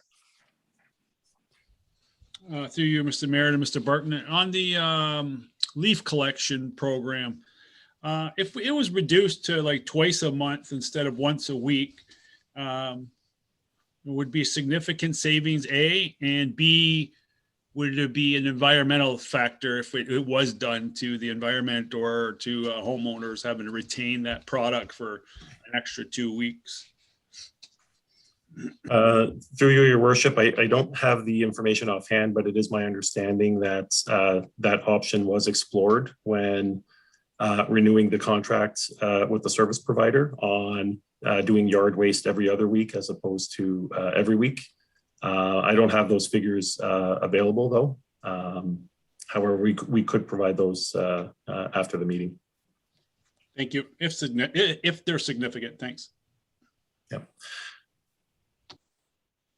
I think, sorry, Your Worship, one other thing I would add as well is, you know, I guess in the forecasted years, I think leading into 2025, there is a possibility of having organics collected as well, and some of the implications there. So until that kind of program and the details of that program kind of roll out, whether pickup for yard waste and organics would happen simultaneously on a weekly or bi-weekly basis, I think that's for some further discussion as the details come forward.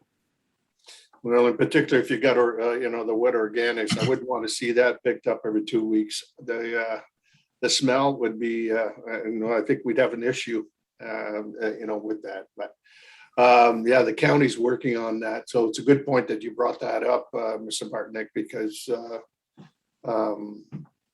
that's the struggle we're faced with in terms of the where, the how, and who pays and so forth. And hopefully we'll have a better handle on it by the end of this year at Waste Management.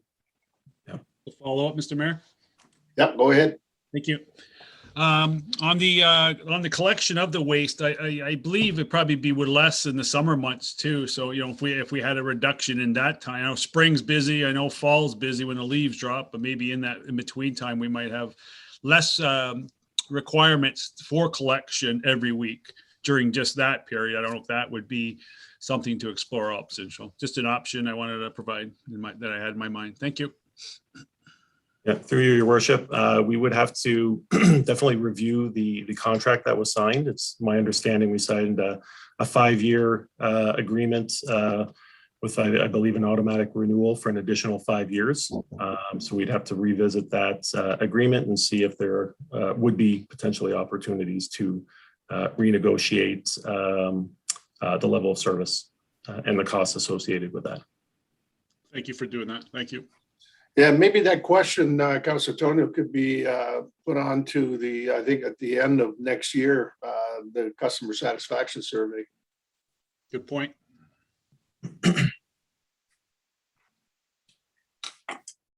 Deputy Mayor. Thank you, Mayor. I think Phil, you answered my question regarding the organic waste component. However, following up on Councilor Tonio's inquiry there regarding yard waste, obviously we offer a Cadillac service, a weekly pickup.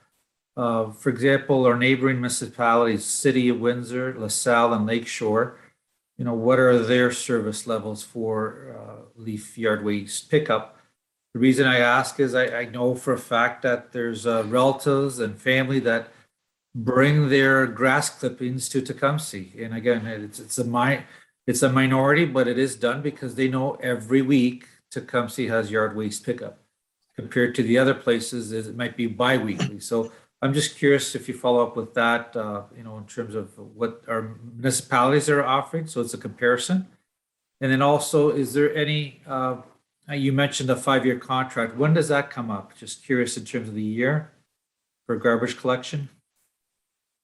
Yeah, through your worship to Deputy Mayor, we would have to double check what the contract was. I'd like to say we're perhaps in year 3 or 4, but I'd have to double check.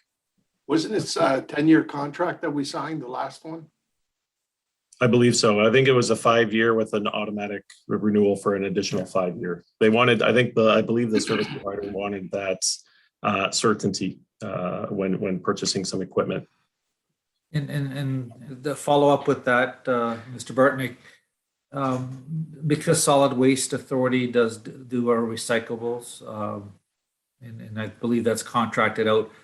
Are there any synergies where we can consolidate and have, and again, this would be a County of Essex question, where it is a county-wide garbage collection?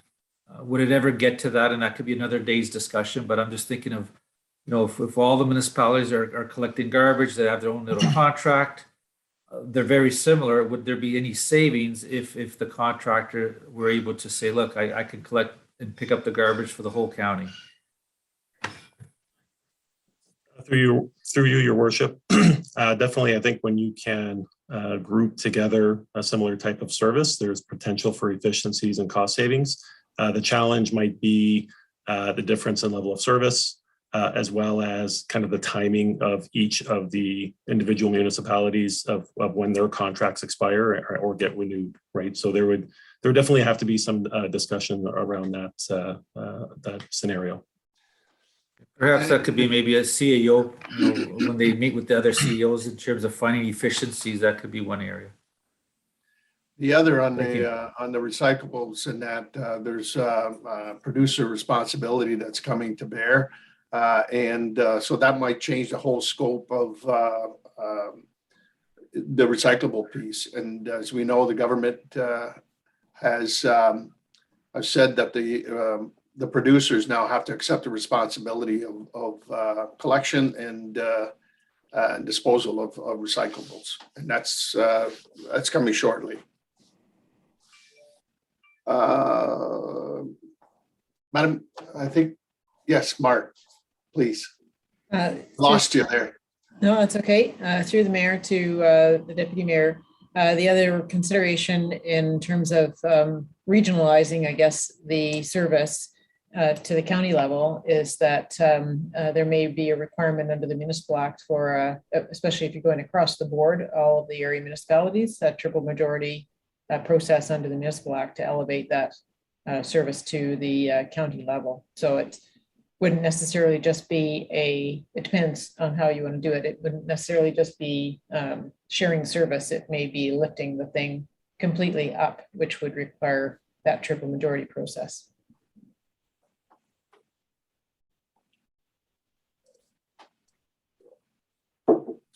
Any further questions or comments? Okay.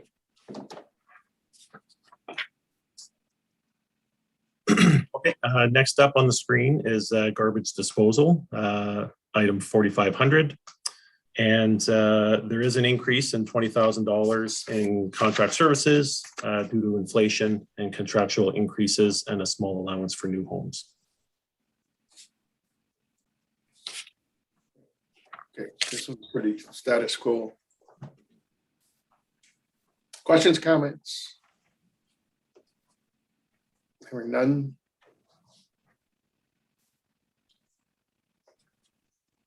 Storm sewer system. Okay, storm sewer system, 4,200. So there's a decrease of 100,000 in transfer from reserves, and that was for the removal of the one-time budget items for $50,000 in maintenance materials and supplies, and another $50,000 in contract services. And this was to be used if required during increasing lake levels in the event of an emergency. So this was partially offset by a 32,000 transfer for the engineering project manager position for a total net decrease of 67,700. There was an increase in total wages and benefits of just over 40,000, and 32,000 of which are attributable to the 0.25 FTE for the engineering project manager position, and the remainder of the increase correlates with contractual salary increases. There was a decrease of 47,800 in maintenance materials and supplies, and that included a decrease of 50,000 for the removal of the one-time budget item that was to be used during high lake levels. And an increase of $2,200 in gas due to inflation. Moving on, there was an increase in 7,000 under maintenance services, and this was to account for Hydrovac rental rates. And particularly, this was to be used for cleaning of catch basins, storm sewers, and storm pump stations. One interesting note, the rates for Hydrovac rentals have increased about 12% over last year, but last year's rate had been previously held for about 5 or 6 years straight. So I think we were anticipating an increase at some point. There was a decrease of the one-time budget item of 50,000 in contract services. And that was to be used in the event of increasing lake levels. And finally, increase of about 7,800 in insurance due to inflation. I don't know if there's any questions on the storm sewer system.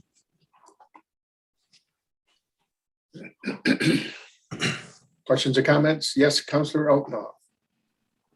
Thank you, Worship. And through you to Mr. Bartnick, again, I'm assuming that that line item other, again, trying to return that to kind of pre-COVID or post-COVID kind of conditions. Could we just confirm on that? Yes, you're correct. Thank you.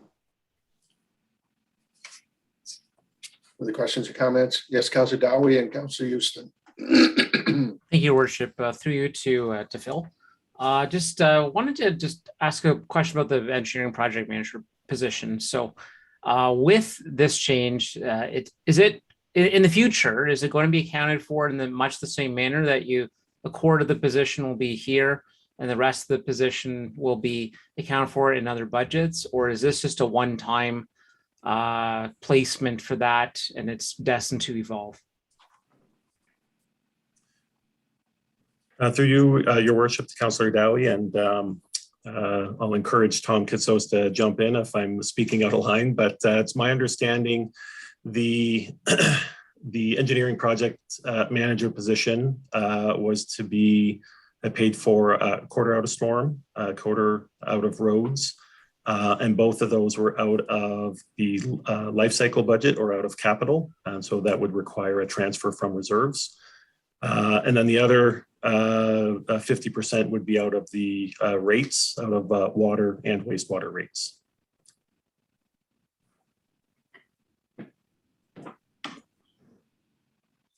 Okay. Councillor Houston. Thank you, Your Worship. And to Phil, you just mentioned the Hydrovac, and I know they're, expensive pieces of equipment, but just with, more focus on our stormwater system, at what point would it trigger us having a piece of equipment like that in our fleet, or are they just, we either don't use it enough or they're too expensive to have it in-house? Through you, Your Worship, to Councillor Houston.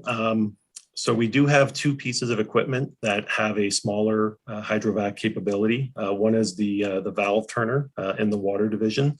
The other is a sweeper truck that it does have the capability.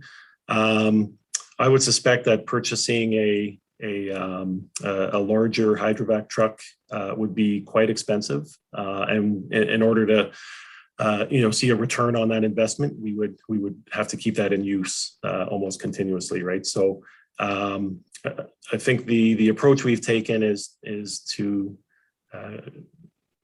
rent and obtain services from some of these providers in targeted areas. So we're not undertaking flushing all of the time in every quadrant of the municipality, but we are kind of targeting them on a rotating basis.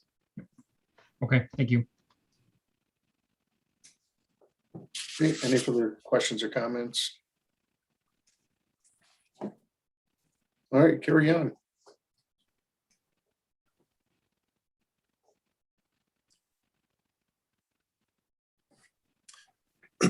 Okay, and up on the screen now is drainage, 8,800. So we do have an increase of 10,500 under wages and benefits, and that's due to contractual increases. We also have an increase of $5,000 under professional services, and this is for in the event that we need assistance in ensuring larger reports, larger drainage reports to council are AODA compliant.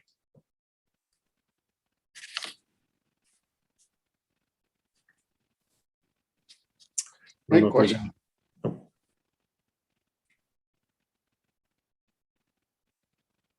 Okay, carry on.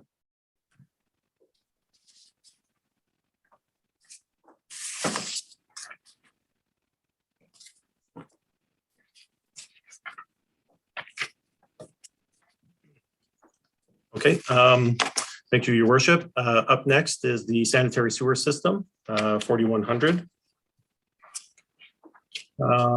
So there was an increase of 115,000 in user charges revenue to reflect historical consumption volumes and an increase to rates as recommended in the town's 2015 water and wastewater rate study. There was also an increase of 194,800 in user charges allocated to capital, which represents funds transferred to reserve accounts to support the capital projects. Wages and benefits, we did see an increase of about 43,000, and again, 32,000 of which are attributable to 0.25 FTE of the engineering project manager, and the remainder correlates to the contractual salary increases. We did see a decrease of 101,000 in contract services, and that was due to a decrease in sanitary treatment costs resulting from lower budgeted rates and volumes. And lastly, we did have an increase under insurance of 5,300, and that was due to inflation. If there's any questions on the sanitary sewer system? Questions, comments? I see and hear none.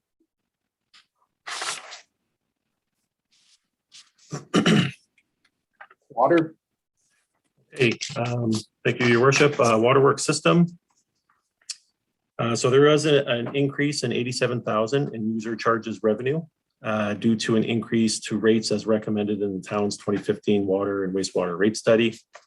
There was a decrease of 84,500 in user charges allocated to capital. This represents a decrease in funds transferred to reserve accounts to support capital projects, directly correlated to increased operating costs. Wages and benefits, there was an increase of just under 200,000, 32,000 of which attributable to 0.25 FTE of the engineering project manager, with an offsetting transfer from reserve. There was also an increase of about 103,000, and that was due to the additional 1 FTE water operator, which was identified in the organizational review. And again, the remainder of the increases correlates with contractual salary increases. There was an increase of 10,800 under maintenance materials and supplies, And that's to ensure a ready stockpile of materials for emergency repairs, as well as inflationary increases to materials and rental equipment. We have a decrease of 45,000 under purchases for resale, and that's to be more in line with historical volumes.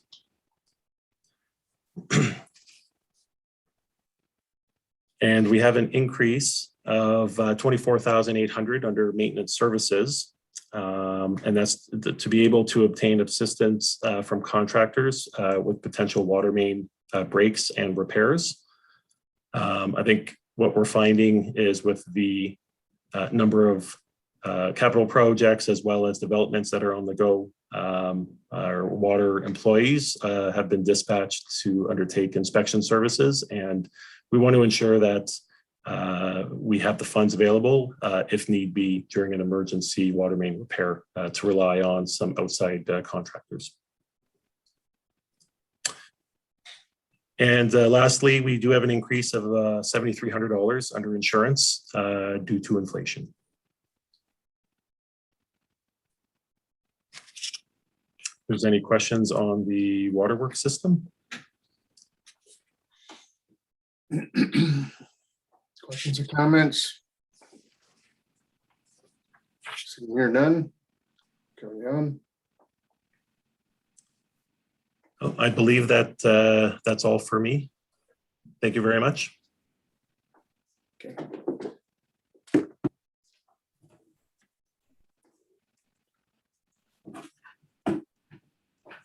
Director of Community and Recreational Services, I believe, Brett, you're filling in for Mr. Anthony, who was called away on emergency family business. And we do also have Casey here as well. So take it away, Brett. Thank you, Your Worship, and through you to Council. I just want to take this time, I guess, to go through our 12 budgets within the Community and Recreation Services Department. Some common themes kind of going through these, returning to pre-pandemic levels of service and offering. With that, we'll see a return of some of those revenues that we lost because of that, because of the pandemic. And in turn, the reduction of the transfer from reserves that were used to cover those losses. Also, insurance rates increased in a number of these budgets. And lastly, decrease in expected janitorial supply purchases. I guess we'll start with the maintenance budget. The increases that you'll note here due to one in wages and benefits is reflective of contractual salary increases for our facility manager and our maintenance staff member. The other increase to note is in maintenance materials and supplies, which is due to gas increases due to the cost of gas and to adding another vehicle to our maintenance fleet.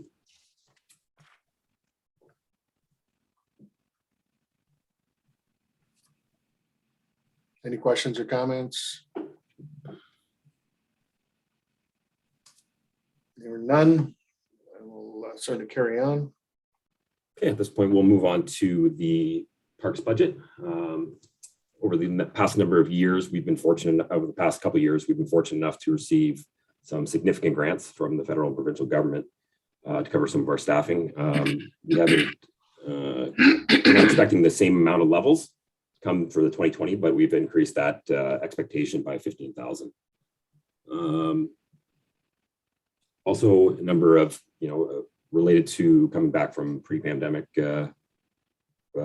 offerings, we are going to see an increase for our baseball and soccer rentals alongside with the new pickleball court. We will see a land lease increase of about $4,000 from the Tecumseh Pickleball Association, which feeds into our user charges. Increases to, yes, and then as we noted, but as I kind of mentioned before, we'll have a decrease of $8,000 on our transfer reserves that was used to cover our losses due to the pandemic.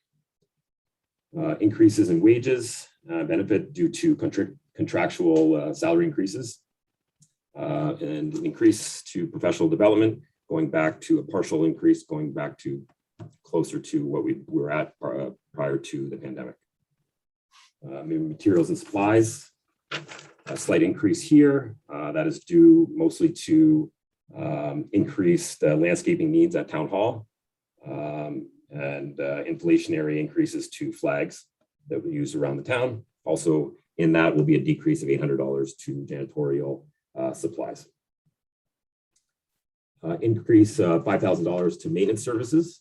That is closer, due more to historical and need for more removal of trees and tree trimming that we use and due to increased storm damage that we've been seeing over the last number of years. And then lastly, the increase of insurance as well is another increase there. Any comments or questions? Okay, any questions or comments? Yes, Councillor Alton. Thank you, Worship. And through you to Mr. Palmer, I appreciate the point that you raised on maintenance services about an increase regarding the, I guess the tree maintenance, ensuring, they're trimmed. I know certainly within the Ward 2 area, we're at a point now where a lot of trees have kind of reached their useful life. And I just want to ensure, because I've been receiving a lot of communications through our residents that have been either maybe communicating with Casey or potentially Paul, on trees that gotta go, as well as kind of their replacement. So you feel this additional 5K will cover, will cover what we need and perhaps with a little bit of contingency? Thank you, Councillor Aldenhoff, and I guess through the mayor to you, or perhaps I could defer this question to Casey, who's on with us right now. He might have a better explanation for this one. Certainly, through you, Your Worship, to Councillor Aldenhoff.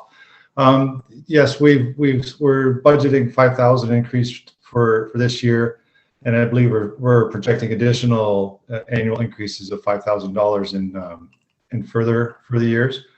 And as far as the aging population of the trees in the former Sinclair Beach area, we're just under the we're undertaking a tree inventory as well. So that's going to give us a really good picture of how many of those 80-year-old trees we're going to lose in the next 10, 15, 20 years. So that will be okay for next year, but in the next 5 to 10 years, we may have to substantially look at this and see where we're at. But I'm comfortable for next year. And just as a follow-up through that, Mr. Mayor, if you don't mind. Yep, go ahead. Yeah, and I guess if I make a recommendation, I know in discussions with our residents, probably Mr. Colhurst, you know this better than I do, but I think a lot of the trees in the area they were planted at one time. Or within, a very short duration. And now we're seeing, basically everything coming to the end of the road for them.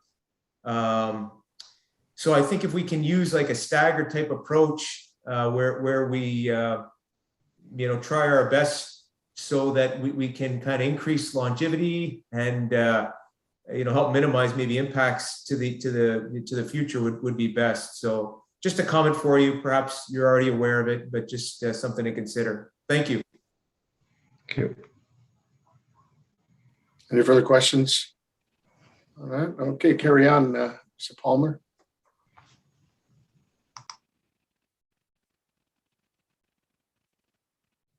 Next budget we're looking at is our parks building budget. Some increases to note here. Again, we're looking to increase some of our revenue back to our pre-pandemic levels. One of the other additional revenues that we'll be seeing over this budget will be the user fees that will be paid from our new tenant at the Lakewood Cafe that we're looking to welcome on in 2022. And also some of the revenue will be seen from taking on the Maidstone Recreation Complex as well. Number of the other maintenance increases that we'll see and through this budget will come from that additional resource, that the Maidstone Recreation Complex. And I think that's it from that budget, if there's any questions. All right, questions or comments? Okay, I hear none at this stage. Carry on. Arena. Okay, so we'll head over to the arena, or kind of our big piece here in our recreation budgets. Again, we're going to see back increase in our user fees, kind of going back to the pre-pandemic levels. Hopefully, you know, everything goes smooth. We've already started to see those user groups all come back, and the arena running pretty full as it is now. Again, we'll see that decrease from that transfer to reserve that was used in past year to cover cost lost from the lost revenue. Wages and benefits, we see a decrease here as that is greatly due to the elimination of the custodial position that was used for covering extra cleaning and opening and locked doors for, you know, our operation that we needed to do throughout the pandemic. And again, there'll be some other increases in that will be covered by that removal of that position. Increase of our professional development, again, back to, you know, partial back increase, almost to pre-pandemic levels, not quite. Again, we're going to see a decrease in maintenance materials and supplies. That is due to a reduction of janitorial supplies. Also a decrease of $4,000 in maintenance services, resulting from removal of rebuilt compressors that was done over the past 2 years, but then an increase of a maintenance contract for our boiler going to be, you know, used to increase the life expectancy of that new piece of machinery. Also, we'll see an increase of $5,900 in insurance due to inflationary increases. Any questions or comments? Go ahead, Councillor Elton. Well, thank you, Worship, and through you to Mr. Palmer again. Just to confirm, looking at the line item other, just noting kind of quite a bit of reduction. I just want to make sure we're okay with that. This is to kind of adjust that item so that it's kind of pre-COVID conditions again. The councilors are all off through you, your mayor. Yes, those other costs, a lot of those would contribute to those costs that we've seen in those past years were due to COVID-19, like costs that we've seen. And again, this is returning back to pre-pandemic levels. Thank you.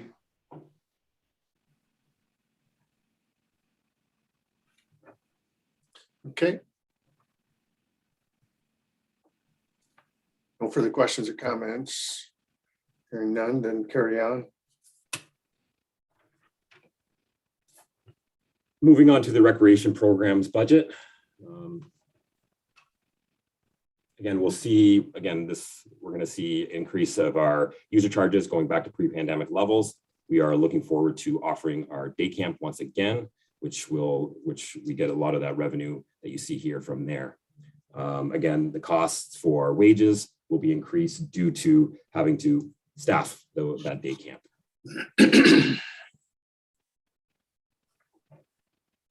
Also, throughout the, our other costs that come from this budget will all be kind of reflective of adding that day camp back in, our maintenance materials and supplies we need to, keep those kids busy for the whole summer, our contractual service that we use for our specialty camps and getting some of,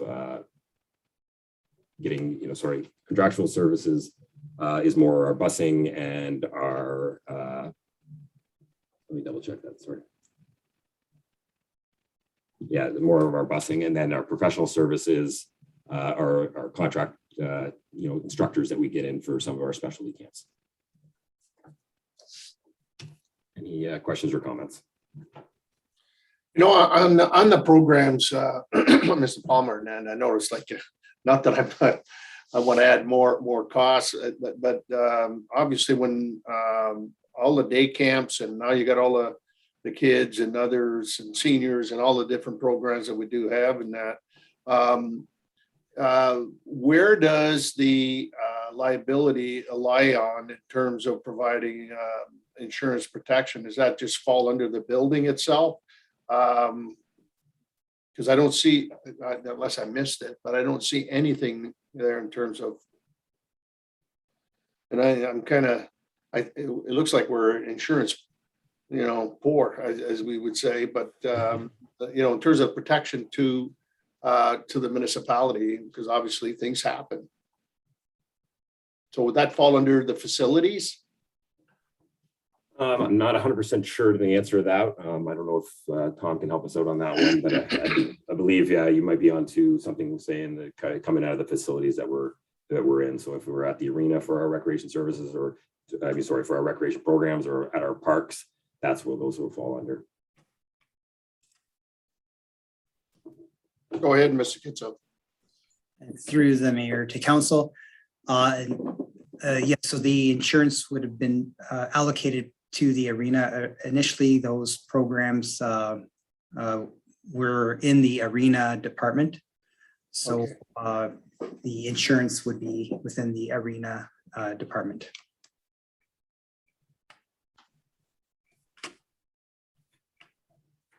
So, and that's, I should add, that's something, and that's, I will confirm that, that's my understanding. And so I'm just going from memory, but if that is the case, that is something we should allocate. It's something, when we get our insurance premiums, we have a distribution that we do when the bill comes in to the various departments. So that is something that we should be allocating to this department. Okay. Any further questions or comments? Okay, carry on.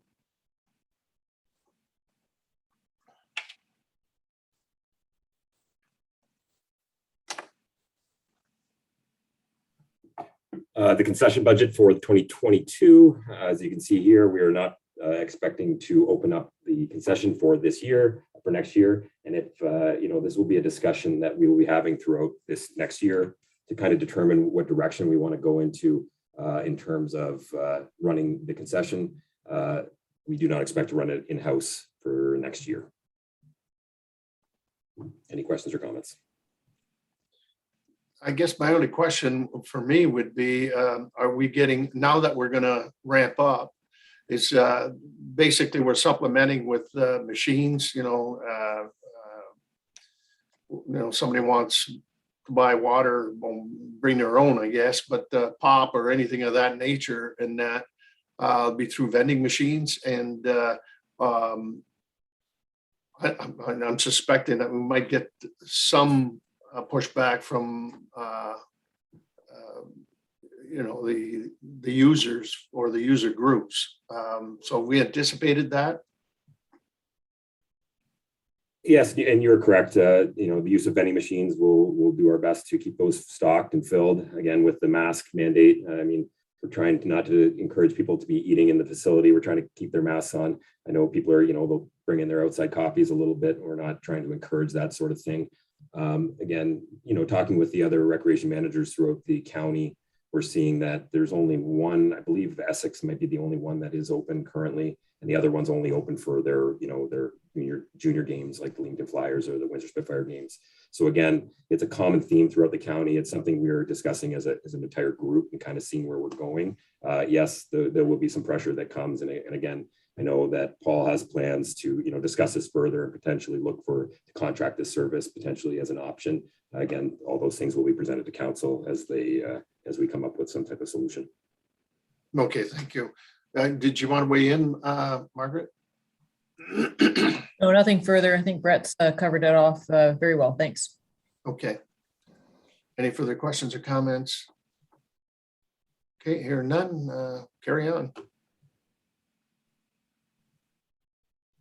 Okay, we move on to the pool. Again, this summer was a good, we had a good summer. We were able to offer, reduced service levels because of the pandemic, but we were very excited to offer what we did. And we expect next year to offer a full offering of our typical service that we did pre-pandemic.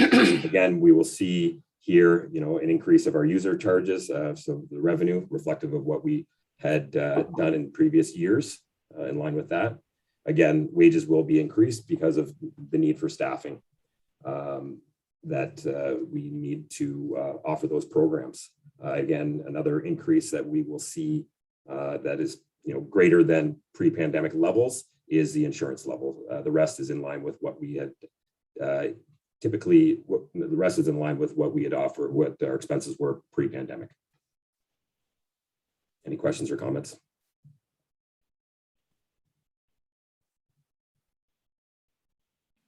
Carry on.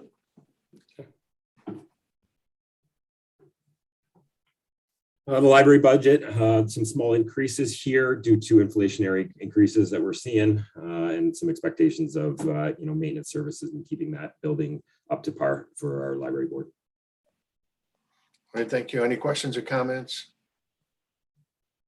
Councillor Dowie?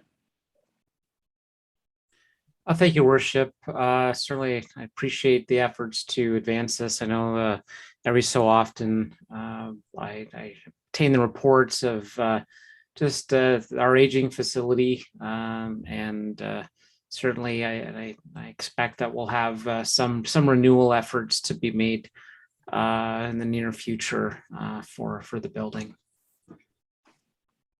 Absolutely. Okay, any further questions or comments?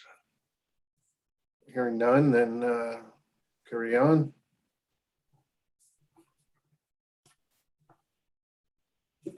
Going to the cultural other budget, we just see an increase of maintenance services due to inflationary increases that we expect.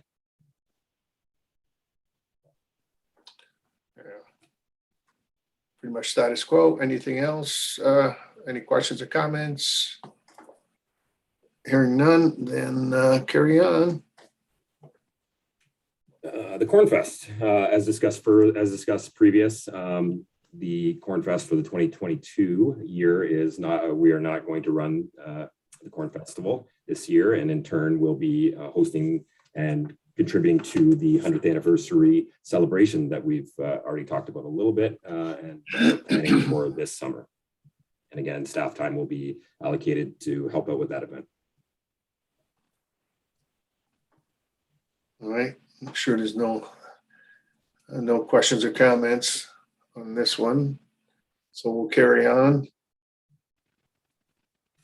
The Christmas and Tecumseh budget. Again, this is a status quo budget, and it's going back next year for the 2022 year. We expect to offer what we had in previous years prior to the pandemic, and looking forward to a big celebration in 2022. Any comments or questions? Questions or comments? Okay, hearing none. Move on to special events.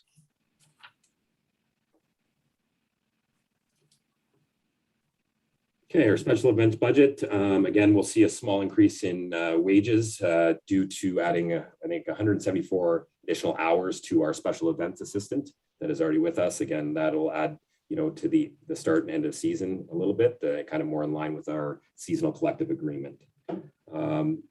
Again, it's all their other and maintenance and materials and supplies are just increased back to the levels of pre-pandemic. Again, we look forward to offering our Canada Day event or Labor Day, fireworks display, those concert series. Again, we look back, we had a few events that we ran last year and the year before that were well, but we look forward to kind of getting full bore going back into it for 2022. Okay, any questions or comments? Hearing none, and carry on. We'll move on to development services. So thank you, Brett.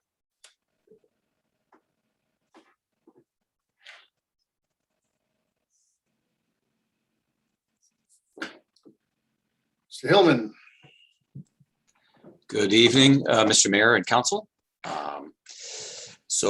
Development services, of course, as part of the reorg that has taken place, you'll see in a number of the divisional budgets, some adjustments in wages partially are contractual.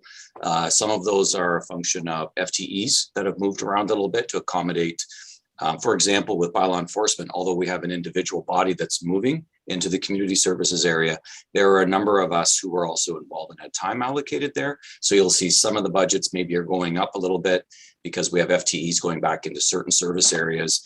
Planning services, for example, will have a slight reduction in FTEs because we've created a new division called local economic development. So a number of the wages are affected by contractual issues, but also reallocation of staffing that exists. Okay, so just as a summary comment, in the building division, pardon me, we anticipate revenues on permits to maintain the same level that they had through 2021, which has been a very busy year, although there have not been a large number of single unit developments, homes in Tecumseh. We have significant intensification through apartment style buildings, complex buildings, commercial and industrial. So we are accounting for a stable revenue through the license and permits, which is our permitting system and fees. At the same time, you'll see a transfer from reserve for $40,000, and that's to offset an expenditure we're proposing. Last year, we included in the budget a one-time fee under professional services contracts for $20,000 to offset where we have gaps in our service delivery. We have one CBO, as council is aware, one building inspector, who is new to the position. What we have found through this year is that with vacations and the type of buildings that are taking place, which we classify as complex, there are some challenges around the delivery of service, either plans review or inspection services. The town is at that point from a permit activity situation where we aren't quite at the point where there's justification for a full-time staff person, but in order to maintain the service, we are struggling from a staffing perspective. So this year, given what we've experienced this past year for 2022, we are requesting and proposing a $15,000 increase on the base that we had last year to $40,000 for contractual services. That's an individual, quite often the retired individuals from other municipalities who offer services for inspection and plans review to help supplement the department at times of busy periods, vacations, and so on. So it's good that we're a lean department, but at the same time with that comes some challenges. So that's one of the significant changes that we are proposing.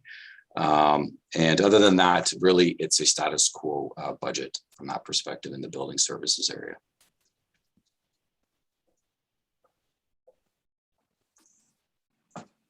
Councillor Altenhoff and Councillor Houston.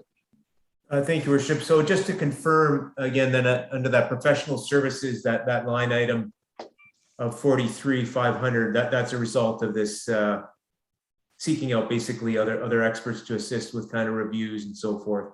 That is correct. Thank you. Councillor Houston. Thank you, Your Worship, and through you to Mr. Hillman. Would transitioning into more of an e-permit environment help with the workload and alleviating, I guess, some of the administration? And I just bring that up as in the AMO this year, there was a session and presentation on the whole e-permitting process. I recognize there's certainly a lot that goes into it to bring it up to operational, but I'm just wondering if that should be something we look at to make the process a little more efficient. Through you, Mr. Mayor, very good question. We are looking at that and we are partially there. So we're just implementing on the inspection end of our processes a new program that is just about to be implemented that will bring basically a non-paper process out to the field and bring all the drawings electronically with our inspectors to the field. And going into next year, we'll be looking at how to provide for more of an e-permitting experience on the front end. Although with COVID, what we have transitioned to without a fulsome program is receiving all applications electronically. And the transition has gone fairly smoothly.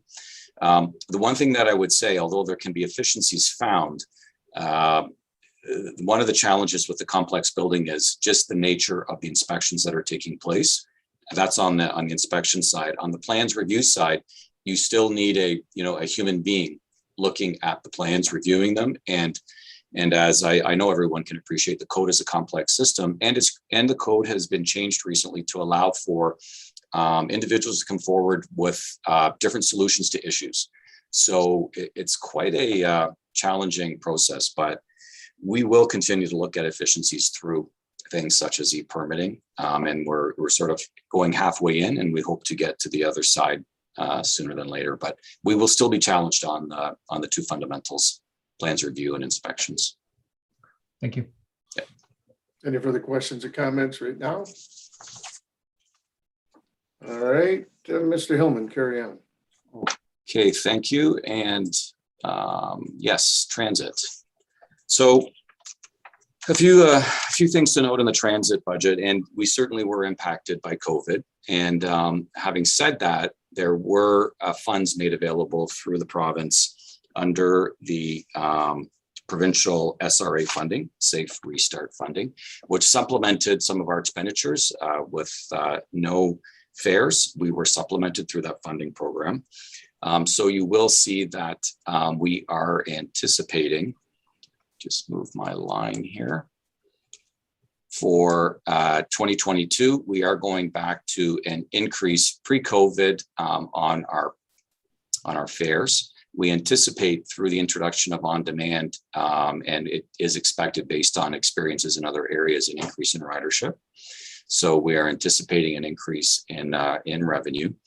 At the same time, there is a transfer from reserves, and that's a function of two things. One, our Healthy Communities Initiative, which is partially paying for the on-demand service. And at the same time, we do have funding for the Safe Restart to account for some other expenditures that we're anticipating. One of which is, as a result of the on-demand, one of the issues that we have run into is at the beginning of the program, not everyone is using electronic devices, so there has to be some form of a call-in service. What we've discovered is it's challenging to find that service. So that if you are someone who is not familiar with a tablet or a phone, smartphone, you would have to have access to call into someone to place your request for a pickup the following day or that day. So we're working through this with some other municipalities in the region. We have budgeted a $50,000 expense for this because the realization has come forward that without it, the on-demand service really is going to leave a good percentage of our riders in a situation where they don't have access to the on-demand service. So it's proposed that would be funded through the Healthy Communities Initiative, the standard provincial funding and SRA funding. And the expectation is that, or the hope is that in joining with one of the other municipalities, our costs will be manageable. But that is something that is still being worked on. And if the challenge continues, we may be reporting back to council accordingly. And finally, there is included in the contract line an increase in our contract service. You'll recall our provider is First Student, and they are in the last year of their extended contract, and there is a 2% increase in their budget as well. So it's 4,700 is for that increase that you see a change of contract services, and 50,000 is a one-time call-in service as a ceiling for that. As always, the gas tax funding provides approximately $86,000 in revenue to the system. That offsets other costs that the municipality has. So with the on-demand, there is a little bit of a change in the budget for this year, but we are hoping with that service, it actually provides a more effective, efficient service and increase in revenues. Again, I would remind council that is a pilot project at this time. Thank you, Mr. Hillman. Any questions or comments on transit? Councillor Dowie? Thank you, Worship, and through you to Mr. Hillman. Thank you for that that analysis of the on-demand and some of the challenges that are coming. I'm hoping you could refresh my memory a little bit on this. The pilot program will be for a couple of years. Was it 2 years or was it longer? Through you, Mr. Mayor, good question, Councillor Dowie. It is anticipated to be 12 months. That is the scheduled time frame. Not to say that once we are into it, and depending on how things proceed and with updates to council, that couldn't be extended possibly, but that is the current anticipated program time, 12 months. And it continues to be hoped, subject to resolving a couple of these glitches, to be ramped up early in the first quarter. We were anticipating early January, but we're balancing against a number of other projects and so on. So it will be either early January, early February, and marketing will begin once we resolve that date. There is a fairly robust marketing program that will be happening, an education program. Thank you. Supplementary? Go ahead. Okay, thank you, Worship. Thank you for that, Mr. Hellman.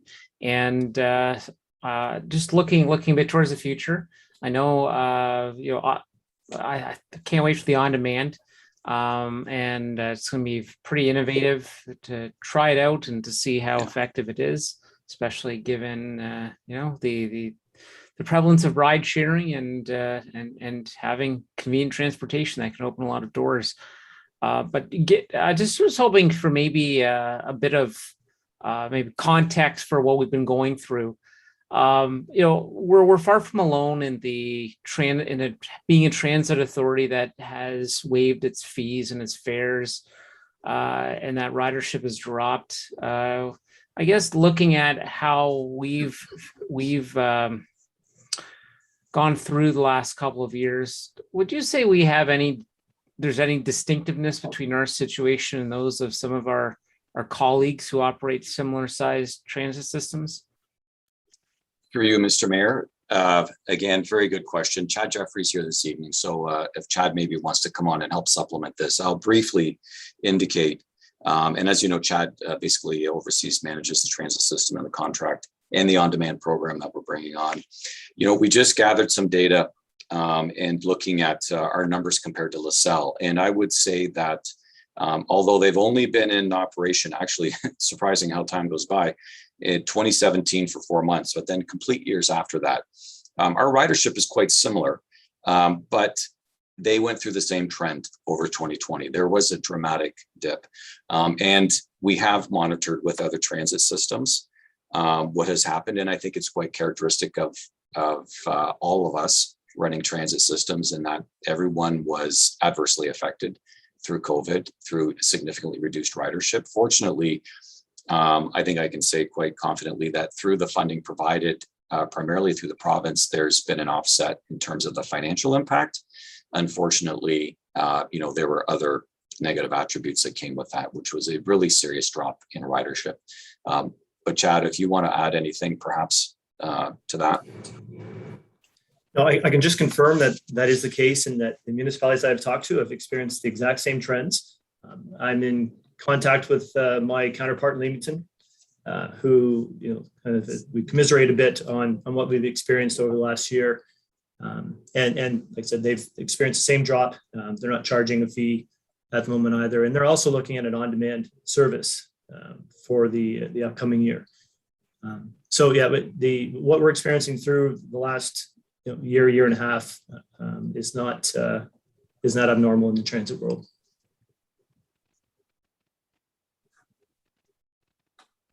Okay. Any supplementaries, Councillor Dowie? No, thank you very much. Okay, Councillor Alton.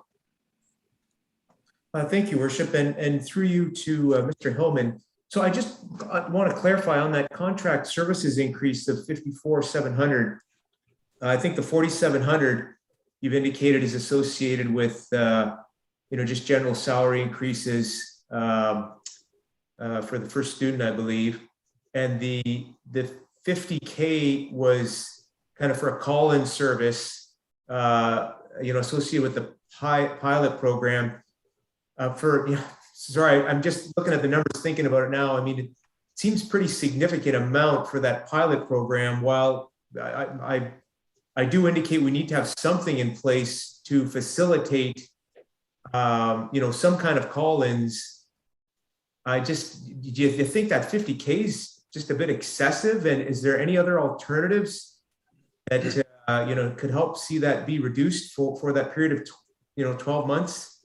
I mean, we saw another program where you just invested 10K, this one's 50K. So it seems quite significant. Through you, Mr. Mayor, very good question. Thank you, Councillor Altonoff. And again, Chad may interject. He's doing a lot of the research on this. What I would say is that it's probably quite a bit less than what we have come to learn is becoming some of the obvious solutions. The problem becomes it's a service that has to be available for a considerable period of the day that someone can call in. So we're into a situation where you need to have, it's not 24 hours maybe, but it's a considerable period of the day where you have to have someone sitting available to take the call. Our initial contact with a provider when the plan was being put together for a funding application came back with a very different answer. There was a sticker shock when that service provider just basically moved away from offering the service. And now working with Leamington and a few others, it's come to be a realization that this is the one part of on demand that at the beginning, you have to wait for the transition to happen. So we are looking at any ways possible. We see this as possibly worst case scenario, but we wanted to have the budget funds to support it. And fortunately, we do have a number of funding sources outside of just the rate, the levy. But we think this may be where we land on this. But Chad, if you could offer any insights beyond that. Sure. Yeah, we were quite shocked at the cost that some other municipalities had incurred to offer this. Those municipalities were also shocked when they learned about this cost. But we're looking at a number of alternatives, including different types of service providers, as well as restricting the hours during which that service is offered to try and keep the costs down without completely removing the service for those without a smartphone. What our transit app providers are indicating to us is that over time, the shift occurs from the call-in service to the app, and that we should market very heavily and educate very heavily on how to use the app and encourage people to move from the call-in to the app. And over the course of a year, it generally reverses from, let's say, a 60% use of the app, 40% call-in to, 40% use of the app, 60% call-in to a 60% use of the app or greater. And it just continues to increase until that call-in service is only needed on a very limited basis. So, and that's what we're hoping will happen over the course of that pilot program. The supplementary, Mayor, if you don't mind. Yep, go ahead. Yeah, I think again to Mr. Jeffries, Mr. Hillman, I guess, when we're trying to perhaps negotiate that agreement with the call-in provider, if you could allow for a kind of an escape clause or something, because if you find, like you've indicated, Chad, that up front there's a significant of people calling in through education and through recognition, they identify that, I can use my iPad or a computer or whatever. In the long run, looking at that number could save us tens of thousands of dollars, which would be a good thing, obviously. I leave into your hands. I guess you understand the fact that, my position is, I think it's something that should be there, certainly up front in this pilot study, don't get me wrong, but I guess I have the sticker shock consistent with perhaps the other, our counterparts from other municipalities. So if we can kind of wisely or cunningly look at, a contract with these service providers to see if we can get that reduced in some fashion as our residents get a bit more educated, that could benefit us all and yet still serve the purpose. Thank you. So on that, Mr. Hillman, too, the 32,000 in grants that we got there, is that the full value of the grant that we got for that, or was it 27? Through you, Mr. Mayor, I believe it was 27,000. 27. So that's the community Healthy Communities Fund. We're looking at 20,000 from SRA Transit Phase 3 funding to support this. And we're looking at 10,000 from the Canadian Healthy Communities, 20,000 from SRA Transit 3, phase 3, and 20,000 from transit life cycle reserve. That's how we're proposing to fund that $50,000 expenditure. Yeah, so, I mean, to Councillor Altenhoff's point, yeah, didn't realize how much, the front end cost would be to cost, but at least for the first year to put this pilot together, at least there's a softening in terms of the sticker shock of the, front end dollars, from the grants and so forth. And hopefully we'll have a better handle moving forward, if this is a good, successful program and so forth. So I guess it's a wait and see.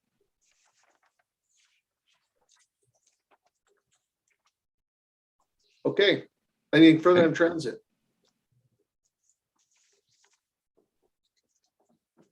Okay, hearing none, carry on, Mr. Hillman. Okay, planning and zoning. So this is the division involved with all planning matters, whether it be special studies or applications that are processed, from everything from official plan amendments to site plan control. One segregated segment is committee of adjustment, which we'll come to as a separate division. So we are anticipating an increase in revenue through planning fees, both by virtue of a inflationary increase and the number of applications received, which have been fairly high this year. So we're continuing to see or expect that trend to continue. Really, there are three major studies that are built into this this budget, which show up under professional services, and they are two of which that council will be familiar with. Actually, all three of these. Tecumseh Hamlet Secondary Plan. We had delays in a number of our studies this year, flowing from COVID initiating the prior year.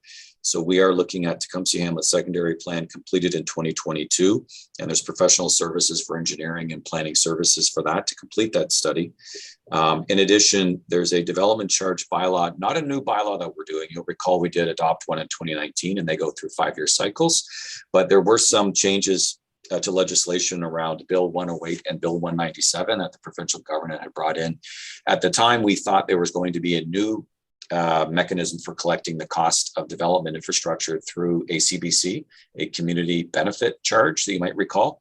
At the end of the day, when that legislation came through, how it was drafted and ultimately put into place did not affect the municipality, did not affect the town of Tecumseh, and it did not affect a number of municipalities. But we still have a need to refine our development charge bylaw to take advantage of some of the changes that were made in the Development Charge Act. And we are just finalizing retaining the services of Watson Associates, Gary Scanlon, you'll recall, who's worked on most of our bylaws in the past on development charges, with him beginning some of his work at the end of this year and continuing that study into the first quarter of 2022. So we do have some funds, $6,000 set aside for that. And finally, Old Castle Hamlet Special Planning Study was intended to commence this year. We've now put it off till the end of next year, just basically around prioritization. We have it split into 2 years, 2022 and 2023. And looking at $30,000 professional services for each of those years. All of those are funded from our reserves, a good portion from development charges. And then finally, a fourth new study is incorporated into professional services, which is for a new comprehensive zoning bylaw, as you're aware. And you'll remember, council adopted a new official plan. One of the major implementation mechanisms is through a new zoning bylaw. So major undertaking. We have 3 now that are going to be brought together as one with new regulations and so on. So we're looking at commencing that sometime mid-year. It will go over a 2-year cycle, we anticipate. And we are requesting $40,000 in each year for the retaining of a consulting firm to undertake that task. Finally, under grants and donations, that is where we house the community improvement plan grant funds. We did have a one-time increase last year of an increase of $75,000 to go from 125 to 200,000. That program continues to be fairly well received, and the uptake is considerable, but we do see that with some of the other stresses and and pressures that it's appropriate to bring down the budget allocation to 125,000, which it had been for a number of years. So we're going back to our base budget there. Finally, when you look at the wages here, you'll see a reduction. That's only as a function of FTEs moving around this broader development services area. If there are any questions, Mr. Mayor. Questions or comments? When you made a comment in the budget of delay in 1 year, I think one of the studies in that, I mean, obviously the plate's full. Is it human capital that's, you know, you can only do so much? That is the rationale of pushing one of them forward, or the demand for more, like the Hamlet, for example, development is more, I wouldn't say more of interest, but obviously I know council's been very adamant that we want to see some movement there, but is it the human capital piece that is pushing it? Yes, thank you, Mr. Mayor. Good question. I mean, what we see is we did have a number of studies on tap for this year. I think the official plan itself, getting that finally through and completed, and a couple of challenging development files, along with some other issues around COVID that just created some strain on the department overall. And what we'd like to do is really prioritize back to setting an order. And I think it starts with Tecumseh Hamlet secondary plan as the main interest and the priority, and based on recent discussions with council at various times, I think the messaging is that is the priority. And it's also a function of where does our servicing sit? Where are we able to access servicing? And where do you get the biggest bang for the buck by preparing lands for development that actually have access to that infrastructure? And so we think the way we've put this out from a timing perspective is most effective in that regard as well. And as much as there may be, it's one thing to ask the question around human capital as it exists in our organization. It's also a question of what's available out in the consulting world, where we rely on some special expertise. It's a very challenging time for municipalities. It's good times, but it's challenging finding, capacity. So we're doing the best we can with some of those limitations, I think. Okay, thank you very much for that. Any further questions or comments? All right, carry on.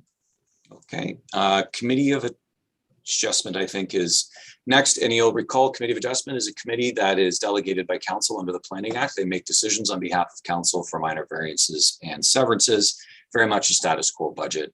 We have applied an increase to the application fees in relation to inflation, otherwise status quo. We did see an anomaly this year with our revenue, number of applications. We think it was a function of COVID and people really, taking time on their property to do things that otherwise they wouldn't. And quite often that leads to requests for variances and so on. So that was quite an interesting anomaly. We'll see if that continues. We don't think it will as aggressively, but there is probably a slight uptake that will happen over the past years beyond this year. And then, oh, sorry. No. Oh, anybody? Oh, sorry, Councilor Dowie. Thank you, Your Worship. Through you to Mr. Hillman. Just a question on this. Given once in a while we end up in front of our friends at the tribunal for some decisions, are there the cost for your time or for Chad's time or Rico's time with respect to those cases? They're not in this budget, are they? Or are they with planning and zoning? There, through you, Mr. Mayor. Good question. We do have a breakdown of FTEs, and there is time allocated actually to the Committee of Adjustment for all of the individuals that you mentioned, including some clerical support, because as you know, there's a Secretary Treasurer to the Committee of Adjustment, which is sort of synonymous with a clerk for Town Council.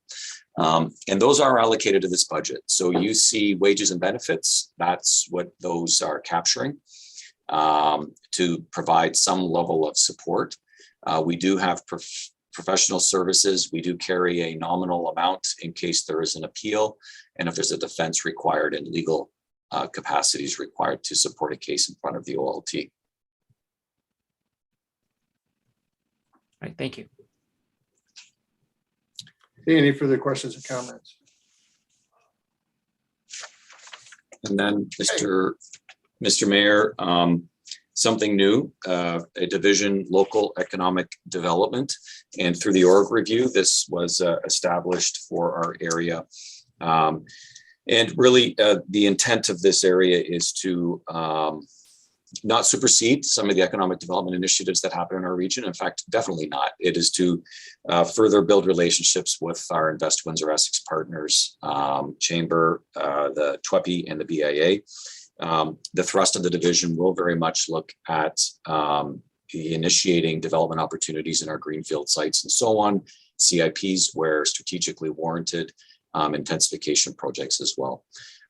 What has happened is there is a bit of a transition period here. So what we've done is we are completing a study that is being undertaken, pardon me, with the town of Lakeshore, and it was funded through a municipal modernization program intake number 2. It has to be done by the end of January. It's underway.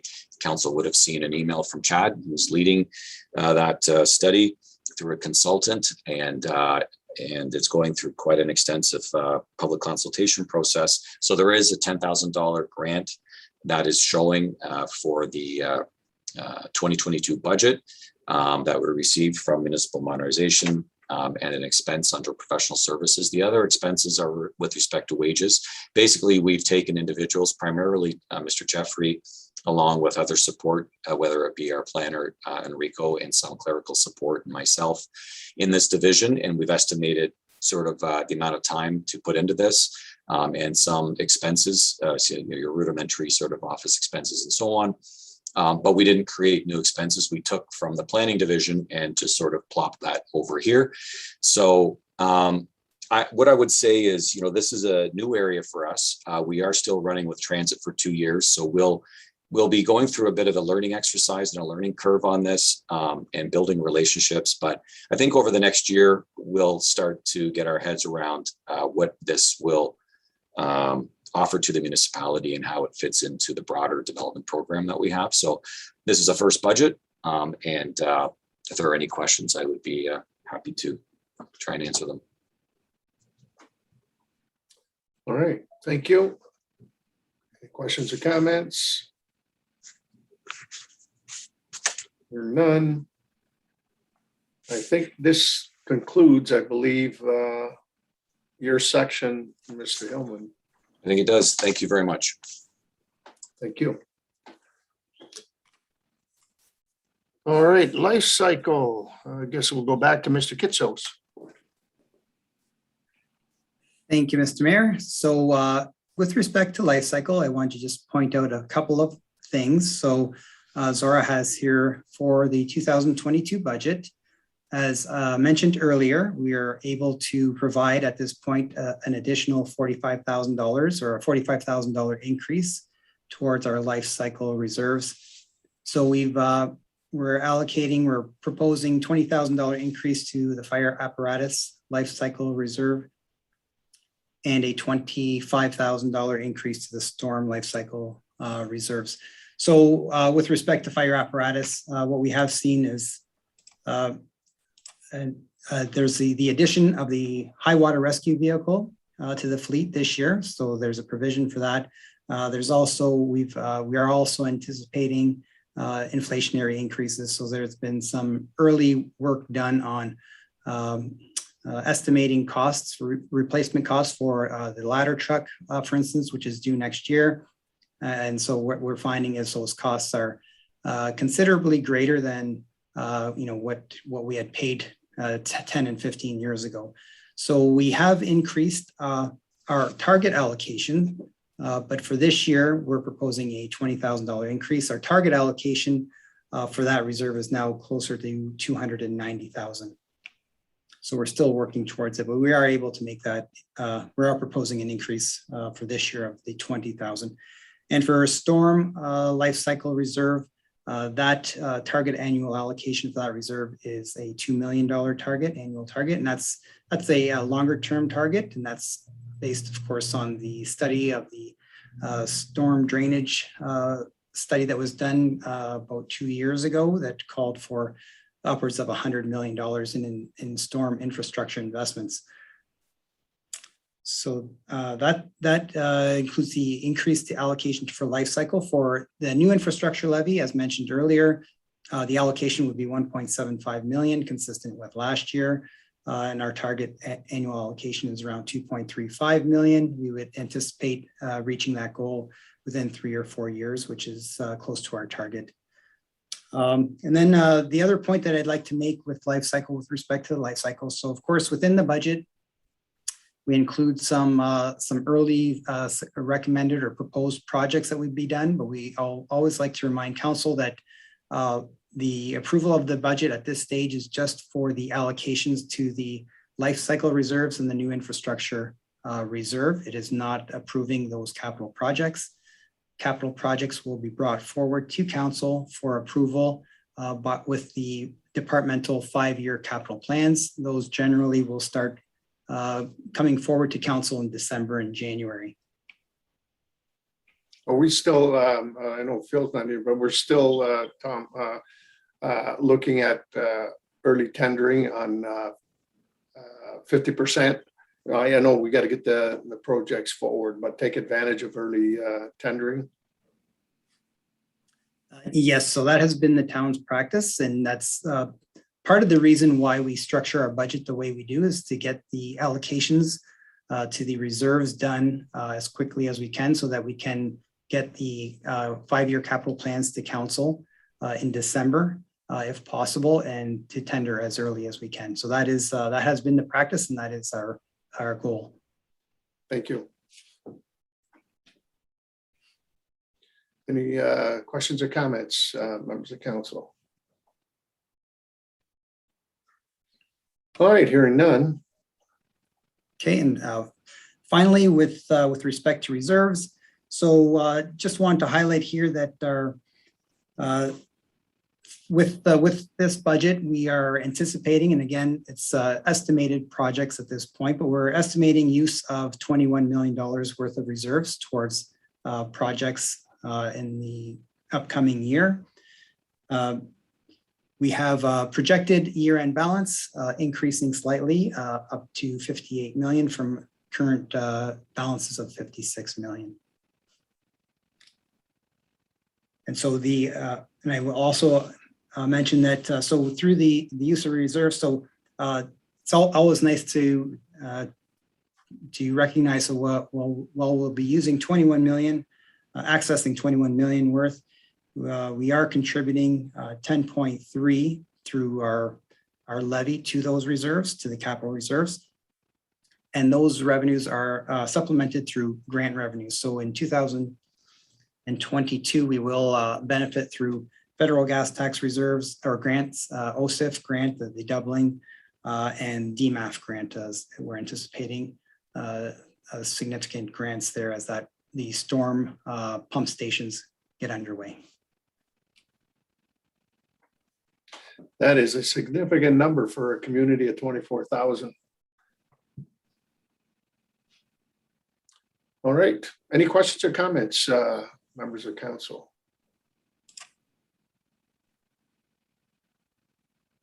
Okay.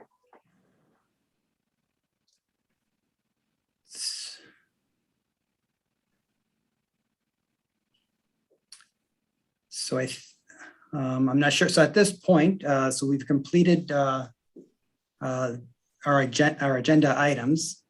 So we are in a position, if council is prepared, to either further discuss the budget as it is. We can give an update. So we do have those proposed cuts that we have in mind, the $40,000 that were identified since last week. So that does reduce the levy, the levy increase by $40,000. It gets the the combined tax levy increase for the average property down to about 2.7%. So that's where we stand right now.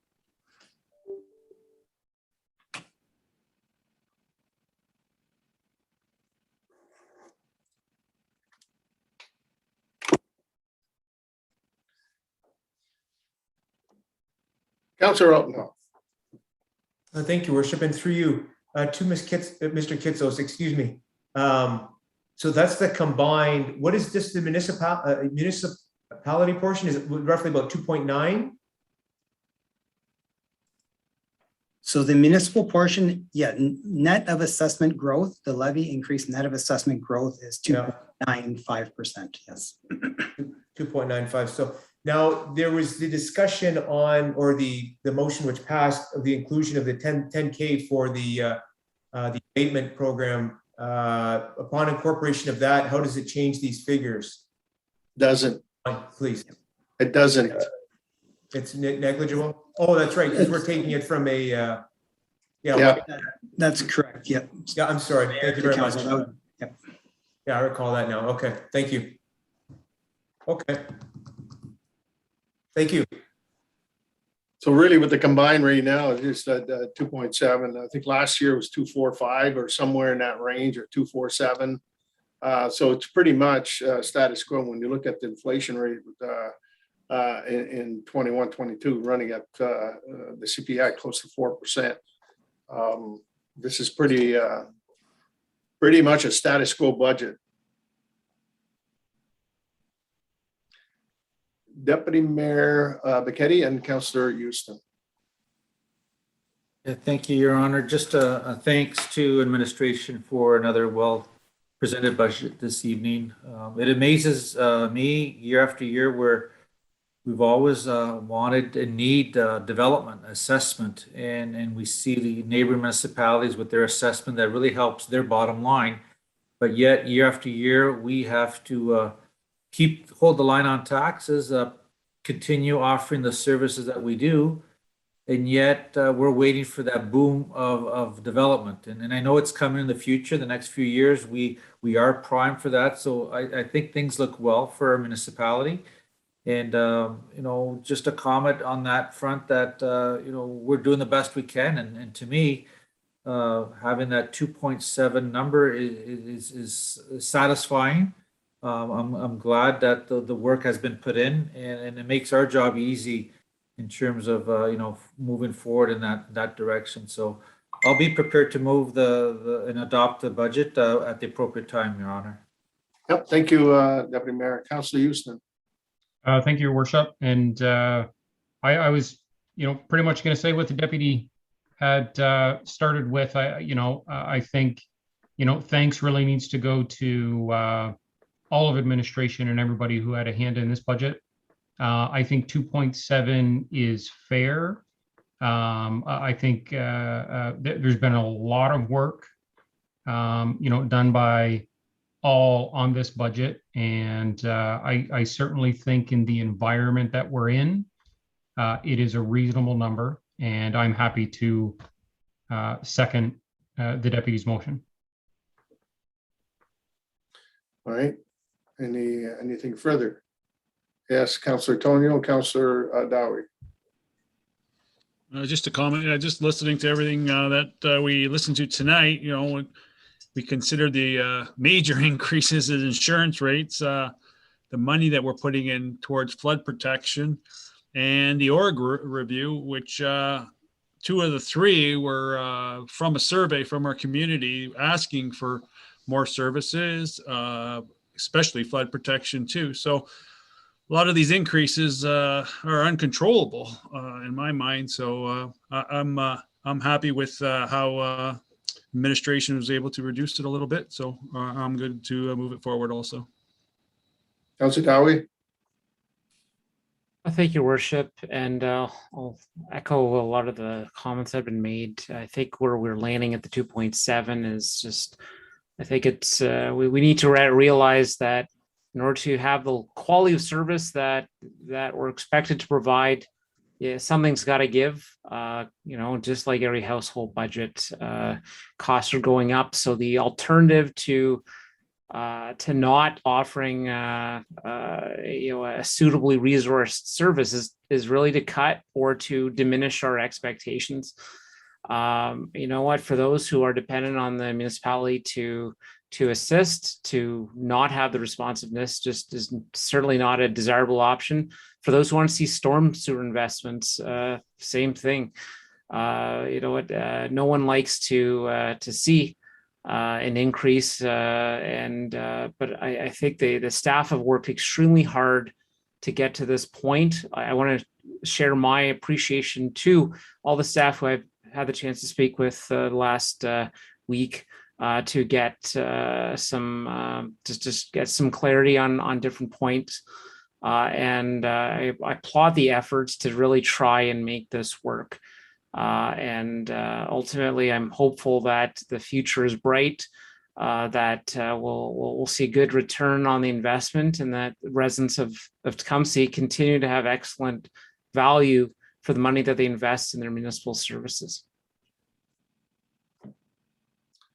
Councillor Rottenhoff. Thank you, Worship. And please, I know I asked a bunch of questions, and I appreciate administration's time and efforts in responding to those. My intents are just to fulfill kind of, the obligations that we are expected to hold. So I appreciate your time and your understanding in those questions.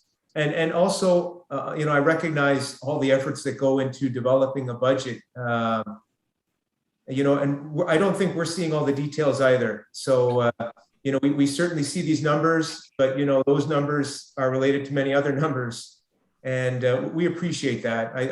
I certainly appreciate it. I'm sure my fellow council members also appreciate it as well.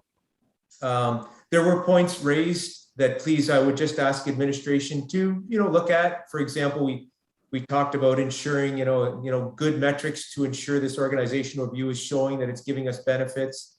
Other points that raised, crossing guards and so forth. I think we're all coming together here just to ultimately benefit our municipality better, and everything is very much appreciated. So thank you. All right, thank you very much, Councillor Rottenhoff. No, you're not. You're done. You can't get any more. Tom, go ahead. Thank you, Mayor. So what I'd like to do is we did circulate it's a bit of accounting housekeeping. So the PSAB budget. So essentially, so I just want to make council aware, and we're required to do this. So before council can consider adopting or passing the budget, we must present the budget in its PSAB or full accrual format. So that was distributed earlier today. So I just want to remind council that that is available. It has been updated in our budget book, and it is on page 30. So you mean we can't spend that surplus on the PSAP? That's correct. Yeah, no, certainly for sure. Look, I mean, at the end of the day, going through a lot of budgets over the course of the years, and there are things that were done in the past to guide us to where we are today. When we mounted the 2004, when we started this program,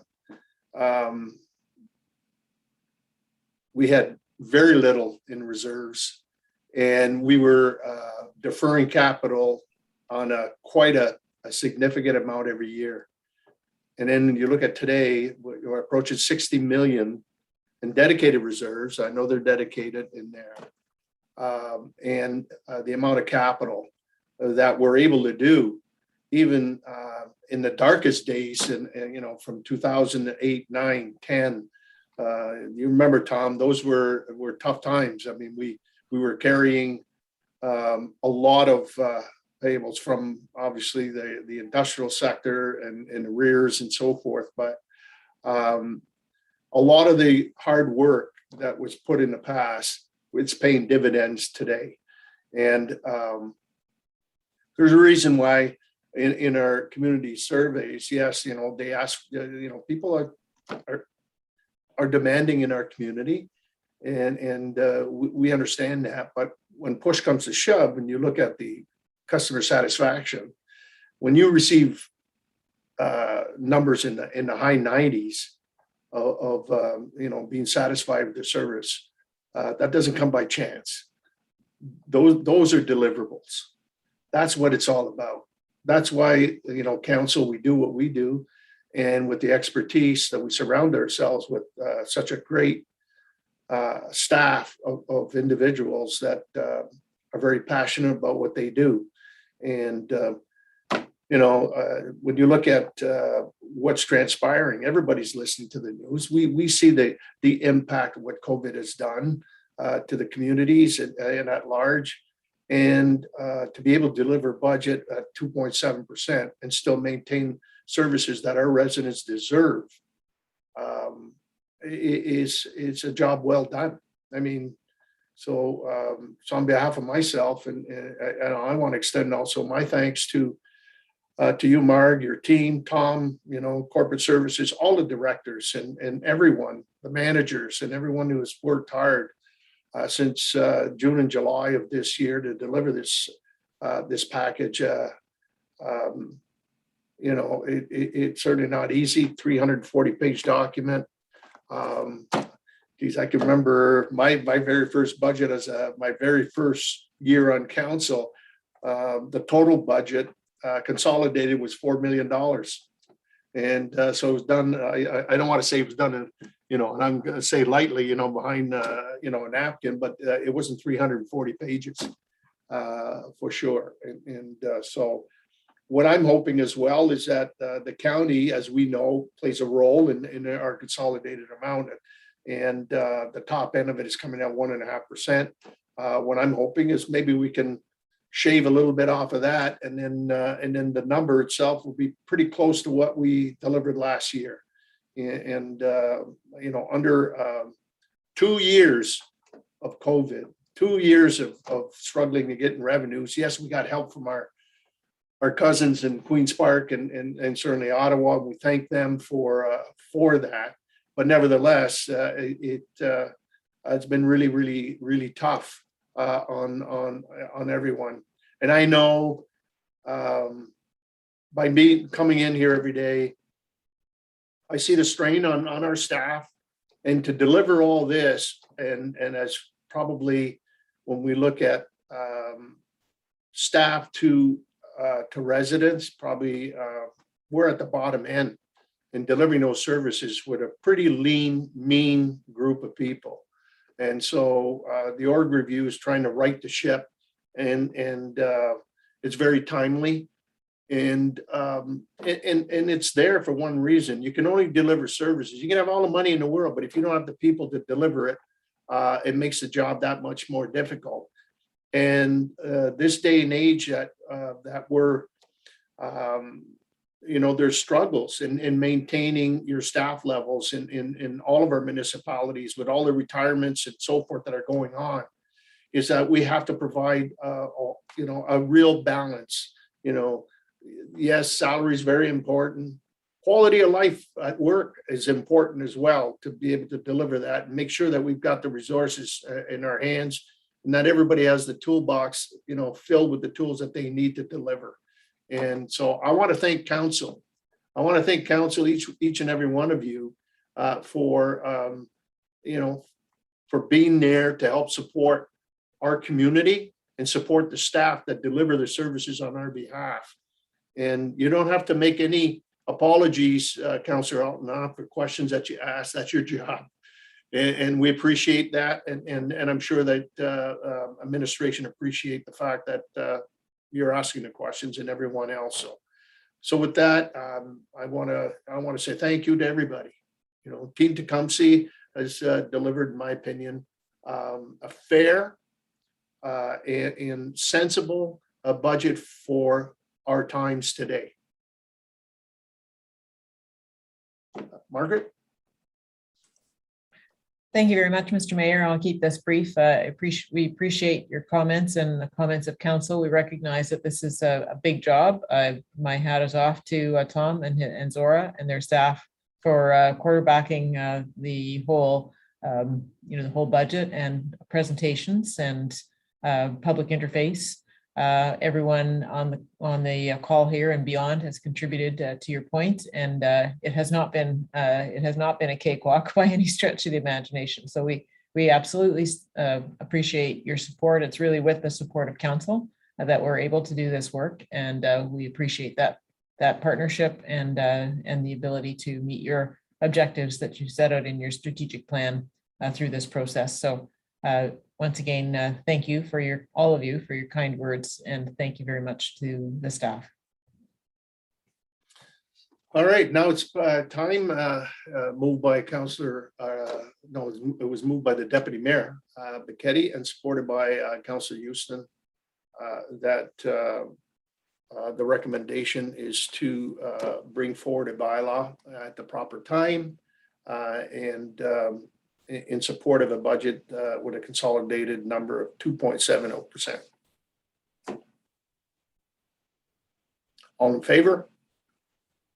Opposed, if any? That is carried unanimous. All right.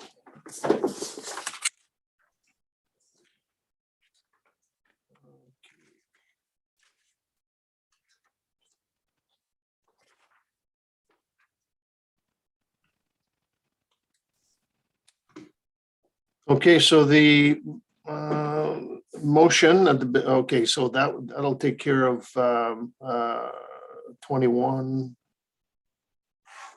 This motion. The second one, you want a motion at 22 budget reconciliation for the Public Sector Accounting Board PSAB adjustments as presented at the November 16, 2021 special council meeting be accepted in accordance with the Municipal Act 2001, Regulation 284-09 as amended.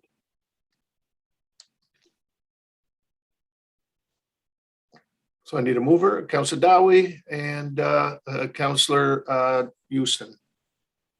On the motion, any further questions or comments? Hearing none, all in favor? Opposed, if any? That is carried.